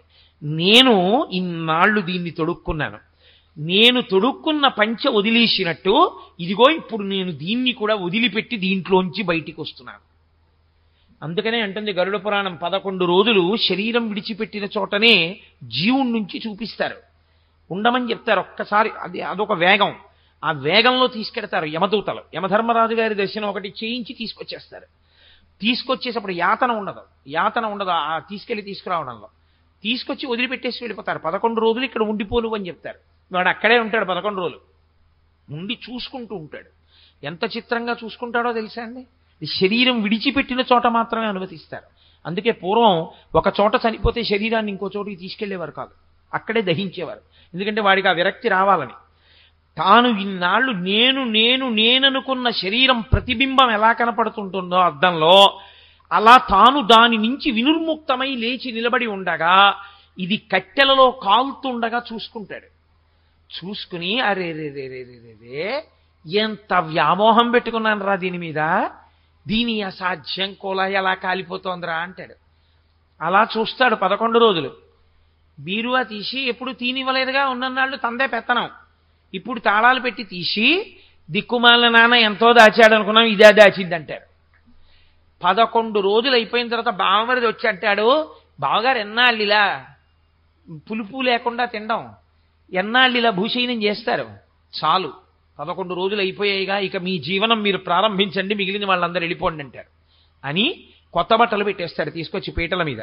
ఇంకప్పటి నుంచి వీడు బొట్టు పెట్టుకుని కొత్త బట్టలు వేసుకుని మళ్ళీ భార్యను తీసుకుని సినిమాకి వెళ్ళిపోతాడు. అప్పుడు వీడు 11వ రోజున కొత్త బట్టలు పెట్టేశాక వీళ్ళు మాట్లాడుకున్న మాటలు, వీళ్ళ భోగ జీవనం చూసి ఈ పాటి దానికి జీవితం అంతా పాడి చేసుకున్నాడు. వీడి కోసం ఇంత తాపత్రయపడే బదులు శివాలయానికి వెళ్ళి ప్రదక్షిణం చేసుంటే ధన్యమైపోయి ఉండేవాడిని. వెడితే కదా ఒక్కనాడు ఆ పిల్లలకి వెంపర్లాట్లో పడున్నా, ఇదిగో ఇదిలా కాలిపోయింది, వాడు అలా మాట్లాడాడని అసహ్యం వేసి పదండి అంటాడు. సరే ఆ తర్వాత యాతనవన్నీ ఉంటాయనుకోండి, అది వేరు విషయం. అప్పుడు దక్షిణ దిక్కు తీసుకెళ్లి 3వ తరం వరకు కూర్చోబెడతారు. చేసేవాడు ఎవడైనా ఉంటే చూడు, నువ్వు చేసిన అలవాట్లే నీ కొడుకు ఏం చేస్తాడో చూడు, ఇంకరించి మొదలు పెడతారు చూడమని. తిన్నన్నం తింటాడు, తాగింది తాగుతాడు, చేసిన సంసారం చేస్తాడు. తండ్రి చచ్చిపోయిన 11వ రోజు చేసిన గోదానం సంవత్సరీకన్నాడు చేయడు. సంవత్సరికాలకు కూడా గోదానం ఎందుకండి, 11వ రోజు 11 రోజుల్లో చేశాం కదండి, అప్పుడు మళ్ళీ గోదానం ఎందుకండి అంటాడు. వాడి కోసం నువ్వు నీ జీవితం అంతా పణం పెట్టేశావు. ఏమైంది, తెప్ప కాలిపోయాక ఇప్పుడు నువ్వు చేసుకున్న కర్మ నువ్వు అనుభవించాలి. చేసిన పుణ్యమేది, దీన్ని ఉపయోగించుకున్నదేది, పాపాన్ని దహించుకున్నదేది, మళ్ళీ కొత్తగా మూటలు కట్టడం కోసం వీడికి ఏదో ఇచ్చేస్తే వీడేదో నిన్ను తరింపచేసేస్తాడనుకుని మూటలు కట్టడం కోసం అక్కర్లేని పాపకర్మలన్నీ చేశావు. ఇవి అనుభవం నీ జీవుడికే. కాబట్టి ఇప్పుడు జీవుడు ఏమవ్వాలి, దానికి తగిన శరీరాన్ని వాడే పుచ్చుకోవాలి తప్ప ఈశ్వరుడు ఏమివ్వడు. నిన్ను చేయమన్నాడు ఏమిటి పాపం, ఆయన నీతో పాపం చేయిస్తే ఆయన నీకు శరీరం ఇవ్వాలి. పాపం చేసుకున్నది నువ్వు బుద్ధినిచ్చిన తర్వాత. కాబట్టి ఆయన స్వతంత్రంగా ఇవ్వడు శరీరాన్ని. కాబట్టి శరీరమును నువ్వే పొందుతున్నావు. కాలమునందు దేహము వెళ్ళిపోతోందేమో, దేహి వెళ్ళడు, దేహి అలాగే ఉంటున్నాడు. మళ్ళీ కొన్నాళ్ళు పోయాక ఇంకో శరీరం పుచ్చుకుంటున్నాడు. పుచ్చుకున్నలాగా ఏతో మళ్ళీ మొదలు సంసారం. ఏది ఆ శరీరాన్ని వాడుకున్నదేది సరిగ్గా వాడడు. కపిలగీతలో భాగవతంలో అద్భుతమైన మాట చెప్తారు. తల కిందకి పెట్టి కాళ్ళు పైకి పెట్టి శరీరం అంతా తయారైపోతే ఇక అమ్మ కడుపులో పట్టకపోతే ఏమవుతుందంటే ఈ చెయ్యిలా కదపలేడు, ఈ చెయ్యిలా కదపలేడు, ఈ తల ఇలా తిప్పడానికి ఉండదు. పైగా తల కిందకుంటుంది, కాళ్ళు పైకుంటాయి. నేనంతకన్నా వర్ణించకూడదు. దానివల్ల ఏమవుతుందంటే అమ్మ కడుపులో తల కిందకి ఉండడం వల్ల విశేషమైన దుర్గంధాన్ని ఎప్పుడూ పీలుస్తూనే ఉంటాడు. అలాగా పీలుస్తూ పడుంటాడు. ఈలోగా తను విడిచిపెట్టేసినటువంటి మలమూత్రములలోంచి సూక్ష్మజీవులు పుట్టేస్తాయి. పుట్టి సున్నితమైన చర్మాన్ని కొరుకుతూ ఉంటాయి. కటిక చీకటి, కన్ను పొడుచుకున్న ఏమీ కనపడదు. జీవుణ్ణి అందులోకి ప్రవేశపెడతారు, శరీరంలోకి ప్రవేశపెట్టిన తర్వాత అప్పుడు ఏడుస్తాడు. పరమేశ్వరుణ్ణి ఉద్దేశించి గర్భస్థమునందు ప్రార్థన చేస్తాడు. ఈశ్వరా, దేహమును పొందడం అంటే ఏమిటో నాకు ఇప్పుడు తెలిసింది. దీంతో చెయ్యాలి పుణ్యకర్మ, దీంతో చెయ్యాలి ప్రదక్షిణం, దీంతో చెయ్యాలి 4 పువ్వులేస్తే దీంతోనే వెయ్యాలి. ఈ తలకాయ ఉన్నందుకు పెద్దల ముందు పరమేశ్వరుడి ముందు ఇలా వంచాలి. ఇలా అనడం తప్ప ఇంకేం రాలేదు బతికున్నన్నాళ్ళు. ఓ ప్రదక్షిణం చేసింది లేదు, 2 పువ్వులు వేసింది లేదు, ఓ కొబ్బరికాయ కొట్టింది లేదు, ఈశ్వరా నువ్వే తినని ప్రేమార పెట్టింది లేదు. అలా శరీరం వచ్చినప్పుడు నా వాళ్ళు అన్న వాళ్ళ వెనక తిరిగి ఎంత పాడైపోయానో బాగా అర్థమైంది. నిన్ను చేరుకోవడానికి మార్గం ఒకటి ఉంది. ఏమిటా మార్గం? అన్నవరం వెళ్ళాలనుకుంటే ఇక్కడ కూర్చుని అన్నవరం వెళ్ళాలంటే వెళ్ళిపోను. అన్నవరం వెళ్ళే దారిలో నడవాలి. కాబట్టి ఉపాధినియ్యి, మళ్ళీ నీ సేవ చేస్తాను. ఇప్పుడు పాపపుణ్యములు పోగొట్టుకోవడానికి ఇదిగో ఇది ఉపాధి కావలసి ఉంది నాకు. కాబట్టి ఒక్కసారి ఇచ్చి నన్ను బయటికి తోసేయి. ఇందులో నేను ఉండలేకపోతున్నాను తండ్రి. నవమాసంబు ఘటిల్లె చాలు నికగా నాకీ గర్భవాసంబు నివసింపన్ పని తీర్చి కావు మికనన్ నీ సత్కృపన్ శంకరా అని ప్రార్థన చేస్తాడు. అప్పటికుంటుంది పూర్వజన్మ స్మృతి. శఠము అన్న పేరుతో ఈశ్వరుడు ఏం చేస్తాడంటే ప్రసూతి వాయువై, అమ్మ కడుపులో ఉన్న వాయువు ప్రసూతి వాయువుగా మారి చాలా ఇరుకైన ద్వారంలోంచి అతి కష్టం మీద బయటికి వస్తాడు. బయటికి వచ్చి అంత కటిక చీకట్లోంచి బయటపడినప్పుడు అంతంత పెద్ద పెద్ద శరీరాలతో తిరుగుతుంటారు ఎదురకుండా డాక్టర్లు. అందుకే 3 సంవత్సరముల లోపు జీవితాన్ని ఈశ్వరుడు జ్ఞాపకం ఉండనివ్వడం. అసలు ఉందనుకోండి అందరూ పిచ్చివాళ్ళు అయిపోతారు, అది గుర్తుండే అవకాశం ఉండదు. అందుకే అంతంత పెద్ద పెద్ద ఆకారాలతో డాక్టర్లు, అంతంత పెద్ద పెద్ద లైట్లు, కటిక చీకట్లోంచి వచ్చి చిన్ని గుడ్డు అలా కందిలా విప్పేటప్పటికి కళ్ళు పోయినంత పనవుతుంది. ఊపిరి అందదు. బ్లాక్ స్టూల్ అంటారు. నేను చెప్పింది అబద్ధం అనుకుంటున్నారేమో. నేను ఒక గొప్ప గైనకాలజిస్ట్ రాసినటువంటి పుస్తకంలోని విషయాన్ని మీకు వివరణ చేస్తున్నాను. బ్లాక్ స్టూల్ అని అమ్మ కడుపులో ఉండగా అమ్మ తిన్న ఆహారంలో కొంత భాగం నాభిగొట్టంలోంచి లోపలికెడితే లోపల మలం నల్లగా రాతిలా ఉంటుంది, మెత్తగా గడ్డలుగా ఉంటుంది. అది ఇంత వెలుతురు చూసేటప్పటికి భయాన్ని పొందేసి ఆ మలం బయటికి వెళ్ళిపోదాం అనుకుంటుంది. కానీ ఆ పిరికితనానికి ఏమైపోతుందంటే ద్వారం మూసుకుపోయి అది గట్టి పడిపోయి బయటికి వెళ్ళదు. ఊపిరితిత్తులు ఇలా ఇలా ఆడుతున్నవి ఇలా ఆగిపోతాయి. గుండె కొట్టుకుంటున్నది ఇలా ఆగిపోతుంది. ఆగిపోతే సృష్టిలో పరమేశ్వరుడు యొక్క గొప్ప రహస్యం ఇప్పటిదాకా ప్రపంచంలో ఏ శాస్త్రవేత్త కృత్రిమంగా తయారు చేయలేకపోయాడు. అది కుక్క కావచ్చు, పిల్లి కావచ్చు, పంది కావచ్చు, మనుష్యుడు కావచ్చు. ఆ తన బిడ్డని చూసుకుని అమ్మ నా బిడ్డడు అని అమ్మ సంతోషించి స్తన్యమును నోట్లో పెట్టగానే మొట్టమొదట ఒక పసుపు రంగు జిగురు పదార్థం ఒకటి అమ్మ స్తన్యంలోంచి విడుదలవుతుంది. అది నాలుకకి తగలగానే అంతే, మళ్ళీ ఊపిరితిత్తులు పనిచేస్తాయి, మూత్రపిండాలు, గుండె అన్నీ పనిచేసి లోపల ఉండిపోయినటువంటి ఆ నల్లటి మలం బయటికి వెళ్ళిపోతుంది. బయటికి వెళ్ళిపోయి బతుకుతాడు. బతికి ఊపిరి పోసుకుంటాడు. ఈశ్వరుడు అలా శరీరాన్ని పుణ్యకర్మ చేసుకోవడానికి ఇచ్చి ఉరే ఉద్ధరణ పొంది నాలో కలిసిపో, ఎన్నాళ్ళు తిరుగుతావు ఇలా.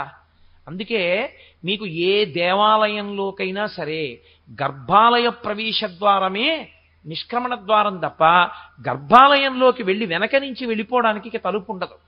ఎందుకో తెలుసా అండి? మీ ప్రయాణం అంతా దేనికి అంటే ఆ గర్భాలయంలోకి చేరిపోవడానికి అంతే. గర్భాలయం దాటి వెళ్ళడానికి ఇంకేం లేదు మనుష్య జీవితంలో. అందుకే గర్భాలయం వెనకాల తలుపెట్టి అందులోంచి బయటికి వెళ్ళండి అని ఇంకొంచరు.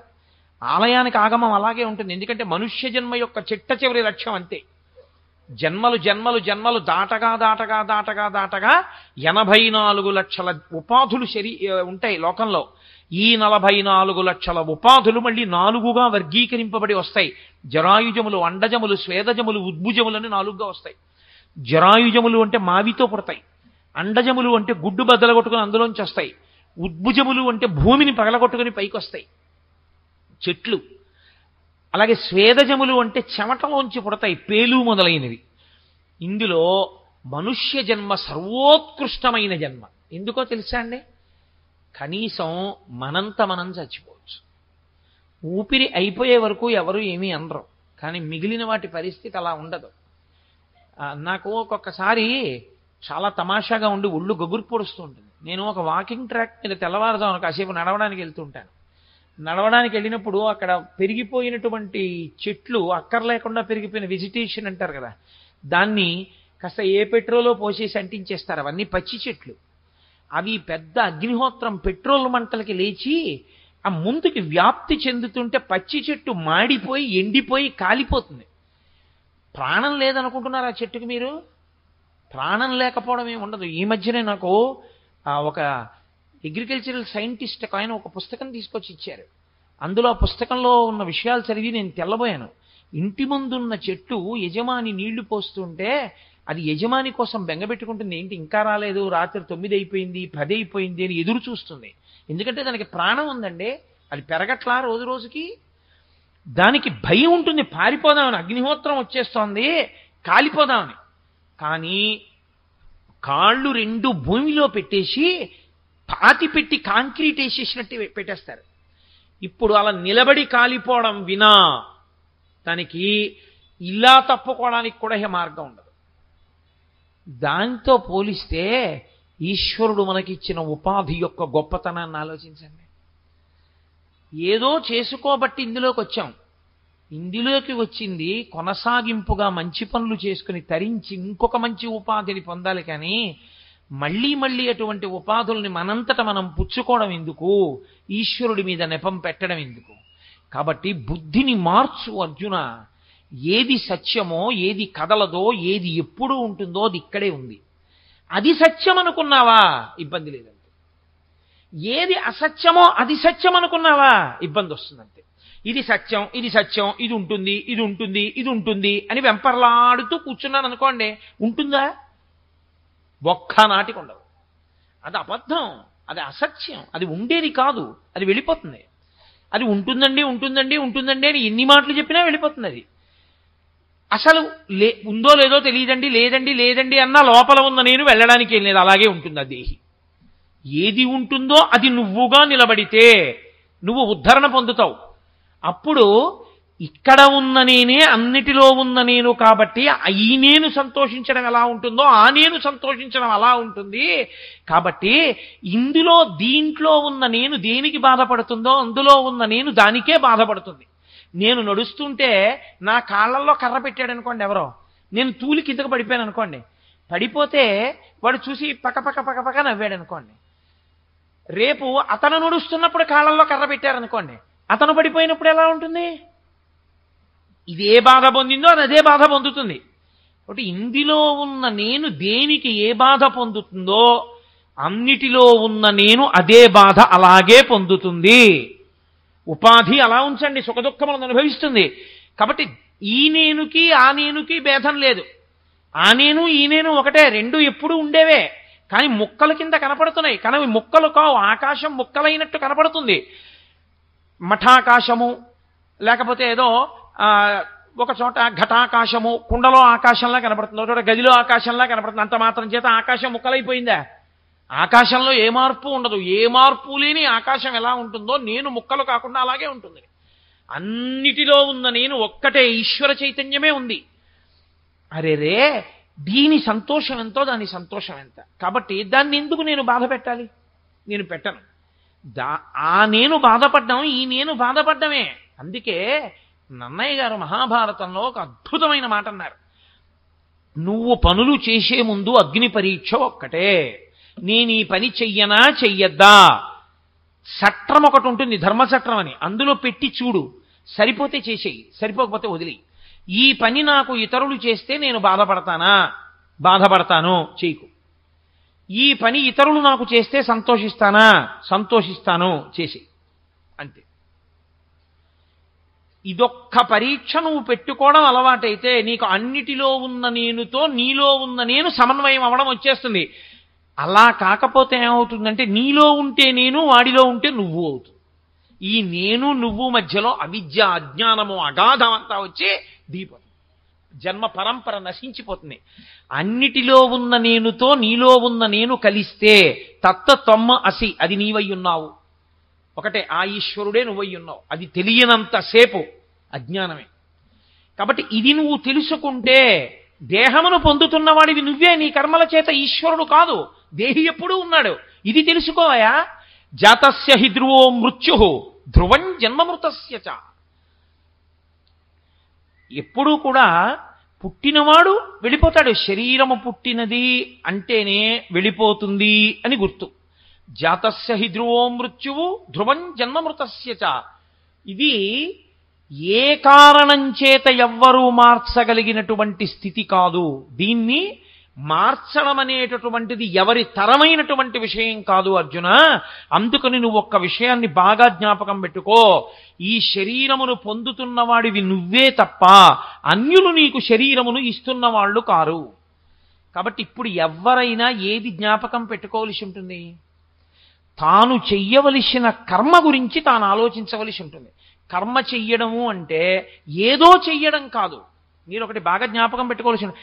అన్నం తినడము అంటే ఎక్కడ పడితే అక్కడ తినడమా? ఇల్లంతా నాదేనండి. మా ఇంట్లో మరుగుదొడ్డి కూడా నే కట్టుకున్నదే. మా ఇంట్లో స్నానాల గది నే కట్టుకున్నదే. మా ఇంట్లో అటక నేను కట్టుకున్నదే. మా ఇంట్లో వంటగది నే కట్టుకున్నదే. మా ఇంట్లో భోజనాల గది, మా ఇంట్లో పడక గది నే కట్టుకున్నవే. మా ఇంట్లో నేను మలమూత్రములు విసర్జించడానికి ఏర్పాటు చేసుకున్న గట్టు కూడా నేను కట్టుకున్నదే. నేను కట్టుకున్న ఇల్లే కదా అని అన్నం పట్టుకెళ్ళి మరుగుదొడ్లో కూర్చొని తింటావా? తినవుగా. అన్నం ఎక్కడ తినాలో అక్కడ తింటున్నావు. అన్నం అక్కడ తింటున్నానని అక్కడ పడుకుంటున్నావా? పడుకోవడం వేరే చోట పడుకుంటున్నావు. అక్కడ పడుకుంటున్నాను కదా అని పడుకున్న చోట మలమూత్రాలు విసర్జిస్తున్నావా? నాలో మలమూత్రాలే కదండి అని వేరొక చోటికి వెళ్ళి విసర్జిస్తున్నావు. ఏమి? నీ ఇల్లు నువ్వు కట్టుకున్నదే అయినా నువ్వు ఎక్కడ ఏది చెయ్యాలో అది చేస్తున్నప్పుడు కర్మ చేసేటప్పుడు కూడా ఎలా చెయ్యాలో అలా చెయ్యవలసి ఉంటుంది తప్ప నీ ఇష్టం వచ్చినట్టు చెయ్యకూడదన్న సిద్ధాంతాన్ని నువ్వు ఎందుకు అంగీకరించలేకపోతున్నావు? అది కేవలము అజ్ఞానజనితము. నేను మరుగుదొడ్లో తింటానండి అన్నాడు అనుకోండి. నా ఇల్లు నా ఇష్టం, నేను కట్టుకున్నాను మరుగుదొడ్డి, నేను మరుగుదొడ్లో కూర్చుని తింటాను. ఏమిటి తింటే వెళ్ళేది నాలోకే, నాలోంచి బయటకు వచ్చేది ఇక్కడే, ఏమిటి తేడా అన్నాడు అనుకోండి. మీరు కాదంటారా, నేను కాదంటానా? కాకపోతే ఆయనతో కలిసి భోజనం మాత్రం ఎప్పుడూ చేయలేరు కదా. మీరు ఆయనతో కలిసి భోజనం చేయగలరా? ఒక్కనాటికి చేయలేరు. సరికదా. ఆయన భోజనం చేస్తుంటే మీరు వెళ్ళి కూర్చుని మాట్లాడడం కుదురుతుందా? కుదరదు. కాబట్టి కర్మ చెయ్యడము అన్న మాటలో మీరు ఒకటి గుర్తుపెట్టుకోవాలి. ఇదే యోగ కర్మసు కౌశలం. గీత అంత అందంగా వెళ్ళింది, అంత అద్భుతంగా ఆయన పరిష్కార దిశగా అలా తీసుకెళ్ళాడు. మనస్సుని నియంత్రించడం అభ్యాసం వరకు కూడా అలా వెళ్ళింది గీత. కాబట్టి నువ్వు కేవలం ఏదో చేసేస్తాను కాదు అర్జున. కాబట్టి ఏదో చేయమన్నారు కాబట్టి యుద్ధభూమికి వచ్చి అయ్యో వీళ్ళందరినీ చంపడం ఏంటండి, మా గురువు గారు ఉన్నారు, మా తండ్రి గారు ఉన్నారు, తాతగారు ఉన్నారు, వీళ్ళందరినీ నేను చంపనండి అని వెనక్కి వెళ్ళిపోతే పుణ్యం వస్తుంది అనుకుంటున్నావేమో. క్షత్రియుడన్నవాడు ధర్మరక్షణ కొరకు యుద్ధభూమిలో నిలబడి యుద్ధం చేసి అవసరమైతే యుద్ధభూమిలో శరీర త్యాగం చేసేయాలంతే. అలా చెయ్యడం నీ చేత కాకపోతే నువ్వు చెయ్యవలసిన పని చెయ్యని వాడివి అవుతావు. వేదము ఎవరు ఏం చెయ్యాలో చెప్పింది, ఆ వేదం ఏం చెప్పిందో అది చెయ్యాలంతే. అది మర్యాద. ఇప్పుడు అలా చేశావు పండుతావు, అలా చెయ్యలేదు పండవంతే. పండకపోతే ఇబ్బంది వస్తుంది లోకంలో. కాబట్టి తస్మాత్ అపరిహార్యేర్థే, ఇది ఈ జనన మరణ చక్రం అన్నది ఉంది చూశావా, ఇది తప్పించగలిగినది కాదు. దీన్ని ఎవ్వరూ తప్పించలేరు. ఇంకా దాని గురించి ఎందుకు ఏడుస్తావు? నత్వం శుచితుమర్హసి, దానికి ఏడుస్తారా? మీరు ఒక్కటే బాగా జ్ఞాపకం పెట్టుకోండి, భగవద్గీత జీర్ణమైన వాడికి ఏడవడానికి ఏమీ లేదు. ఆయనకి ఏడవడానికి కారణం ఉండదు. భగవద్గీత బాగా జీర్ణమైపోయింది అనుకోండి, ఆయన దేనికి ఏడవాలి? పోతన గారు భాగవతం చేస్తూ ఉన్నారు, మచ్చిక వీరికెల్ల బహుమాత్రము చోద్యము దేహి పుట్టుతున్ చచ్చుతునుండ చూచెదరు తా చావకమాని వారి భంగి ఈ చచ్చిన వానికి ఎక్కెదరు. ఇదెక్కడి చోద్యము, ఎచ్చట నుండి వచ్చనచ్చటికి పోవుటన ఇజము ప్రణికోటికి అన్నారు. ఏది పుట్టిందో అది పోతుంది, ఏది పుట్టలేదో అది చావదు. దేహి పుట్టలేదు, చావడం. శరీరం పుట్టింది, చచ్చిపోతుంది. జాతస్య హి ధ్రువో మృత్యు ధ్రువం జన్మమృతస్య చ. ఏది చచ్చిపోయిందో అది మళ్ళీ పుడుతుంది. శరీరం చచ్చిపోయింది కాబట్టి మళ్ళీ ఇంకో శరీరంగా పుట్టుకొస్తుంది, ఇంకో చిన్న శరీరంగా పుట్టుకొచ్చి మళ్ళీ పెరుగుతుంది. పెరుగుతోందంటేనే, మార్పు చెందుతోందంటేనే మళ్ళీ మృత్యు వైపు వెళ్ళిపోతుందని గుర్తు. కాబట్టి ధ్రువం జన్మమృతస్య చ తస్మాద్ అపరిహార్యేర్థే. ఇది ఎవ్వరూ తప్పించగలిగినటువంటిది కాదు. దీన్ని మార్చడం ఎవరి తరం కాదు. ఇంకా దేనికి ఏడుస్తావు? నత్వం శోచితుమర్హసి. దీన్ని నేను మార్చలేను, దానికి తగినట్టు జాగ్రత్త తీసుకోవడం వినా మార్గం లేదు లోకంలో. ప్రవహిస్తున్నటువంటి గొప్ప ప్రవాహం. కాశీలో గంగలా హరిద్వార్లో గంగ ఉండదు. హరిద్వార్లో గంగలో స్నానం చేయాలంటే ఇనప గొలుసులు పట్టుకుని దిగాలి కిందకి. అలా పట్టుకోకుండా గంగే కదండి కాశీలో దిగాను, మీరు అన్నీ అలాగే చెప్తారని దిగితే ఈడ్చేతలు పారేస్తుంది. ఇక నువ్వు ఉండవు. ఇంట్లో ఏదో కుర్చీలోంచి కిందకి దూకినట్టు పర్వతం మించి దూకుతానంటే కుదరదు. ఏది ఎలా ఉండాలో అలాగే ఉండాలి, దాన్ని మార్చడం కుదరదు. అన్నప్పుడు దాని విషయంలో నువ్వు జాగ్రత్తగా ఉండడం వినా ఇది ఇలా ఉంది ఏమిటండి అని ఏడిస్తే మారదు. ఏడిస్తే మారిపోతాయా? ఏడిస్తే మారేవి కావు ఇవన్నీ. కాబట్టి ఎందుకు ఏడుస్తున్నావు? చచ్చిపోతానని ఏడుస్తావు, పుట్టానని ఏడుస్తావు. చచ్చిపోతానని ఏడిస్తే చావాగదు, పుట్టానని ఏడిస్తే పుట్టకాగదు. దేహి గుర్తెరగకపోతే దేహి అలా ఉండకుండా పోవడం ఉండదు, దేహము ఉండడం అన్నది ఉండదు. మరి ఇక దేనికి ఏడుస్తున్నావు? నీ ఇంట్లో అగ్నిహోత్రం వేడిగానే ఉంటుంది. అయ్యో మా అబ్బాయి అండి పాపం అమాయకుడండి, వాడికి ఏమీ తెలియదు, పిచ్చివాడు, 2 ఏళ్ల పిల్లాడు, నన్ను కాలిస్తే అర్థం ఉంది, నాకు అన్నీ తెలుసు, అగ్నిహోత్రం వేడిగా ఉంటుందని. వాడికి ఏం తెలుసండి? పాలగిన్నె అక్కడ పెట్టి మా ఆవిడ అలా వెళ్ళింది, పాపం 2 ఏళ్ల పిల్లాడు, పాలు తాగేద్దాం అనుకుని గబగబా వెళ్ళి ఆ పాలగిన్నె ముట్టుకుని ఇలా తాగేయచ్చు అనుకుని ఒళ్ళో పెట్టేసుకున్నాడు.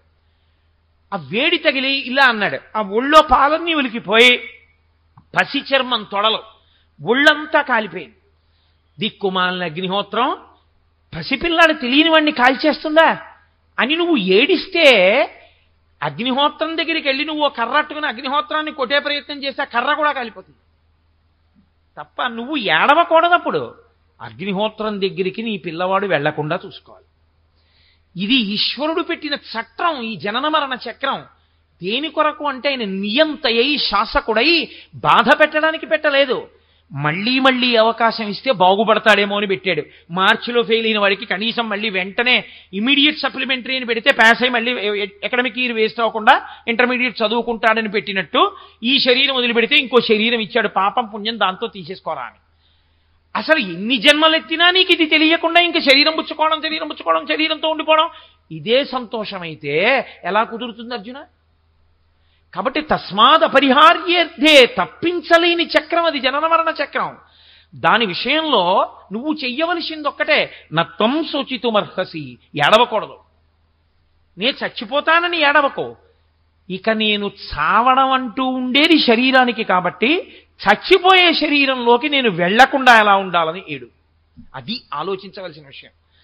చావకుండా ఉండడానికి నువ్వు చచ్చిపోయేవాడివి కానే కావు, నువ్వు ఆత్మవి, నువ్వు లోపల ఉన్న దేహివి. నువ్వు దేహివన్న సత్యాన్ని నువ్వు తెలుసుకోచాలి. నువ్వు ఆ సత్యాన్ని తెలుసుకున్న ఉత్తర క్షణంలో భయం పోతుంది, అయోమయం పోతుంది. ఇదే నేను మీకు ఒక్క మాట చెప్పి పూర్తి చేస్తాను. రజ్జు సర్పభ్రాంతి అంటారు, అద్వైతంలో చాలా ఎక్కువగా ఉపయోగిస్తారు దీన్ని. చీకట్లో వెళ్ళిపోతున్నాడు, ఎదురుగుండా ఏదో కదులుతోంది, అడ్డంగా పడుకుని ఆగిపోయాడు. అమ్మ బాబోయ్ ఎంత పెద్ద పామో, నల్లత్రాసు ఇక్కడ తిరుగుతోందన్నారు, ఇదిగో పడుకుంది ఇక్కడ అన్నాడు. కాదేమో త్రాడేమో ఇది అనుకున్నాడు. తల పైకెత్తినట్టు అనిపించింది. అమ్మ బాబోయ్ పామే. ఇంకొక 2 అడుగులు వెనక్కేసి చూస్తున్నాడు, అలా ఎటు కదులుతుందని. అది అక్కడే ఇలా తిరుగుతోంది. బుస్ బుస్ అన్న శబ్దం వస్తోంది. పామే హడిలిపోయేలా నిలబడిపోయాడు. గభాలన గోడ దగ్గరికి వచ్చి దొరగారు అన్నారు, ఏం కోటేశ్వరారు అలా నిలబడిపోయారే, వెళ్తారుగా ఇలా గుడికి వెళ్ళటంలేనే అన్నారు. దొరగారు పాము దొరగారు అన్నారు. పామా? ఇక్కడ పాము ఎక్కడుంది కోటేశ్వరారు, ఇక్కడ పాములేం లేవే అన్నారు. లేదు దొరగారు, నల్లత్రాచ పడుకున్నది, మీరు కూడా లోపలికి వెళ్ళిపోండి. ఇప్పుడు మీరు బాగా జ్ఞాపకం పెట్టుకోవాల్సి ఉంటుంది. నేను అది పామా త్రాడా తెలియాలి. భయంతో ఉన్నాను, ఉద్వేగంతో ఉన్నాను, ఒళ్ళు చెమట పట్టేస్తోంది, బుసలు వినపడుతున్నాయి, పడగ కనపడుతోంది, నల్లటి పాము పడుకునుంది.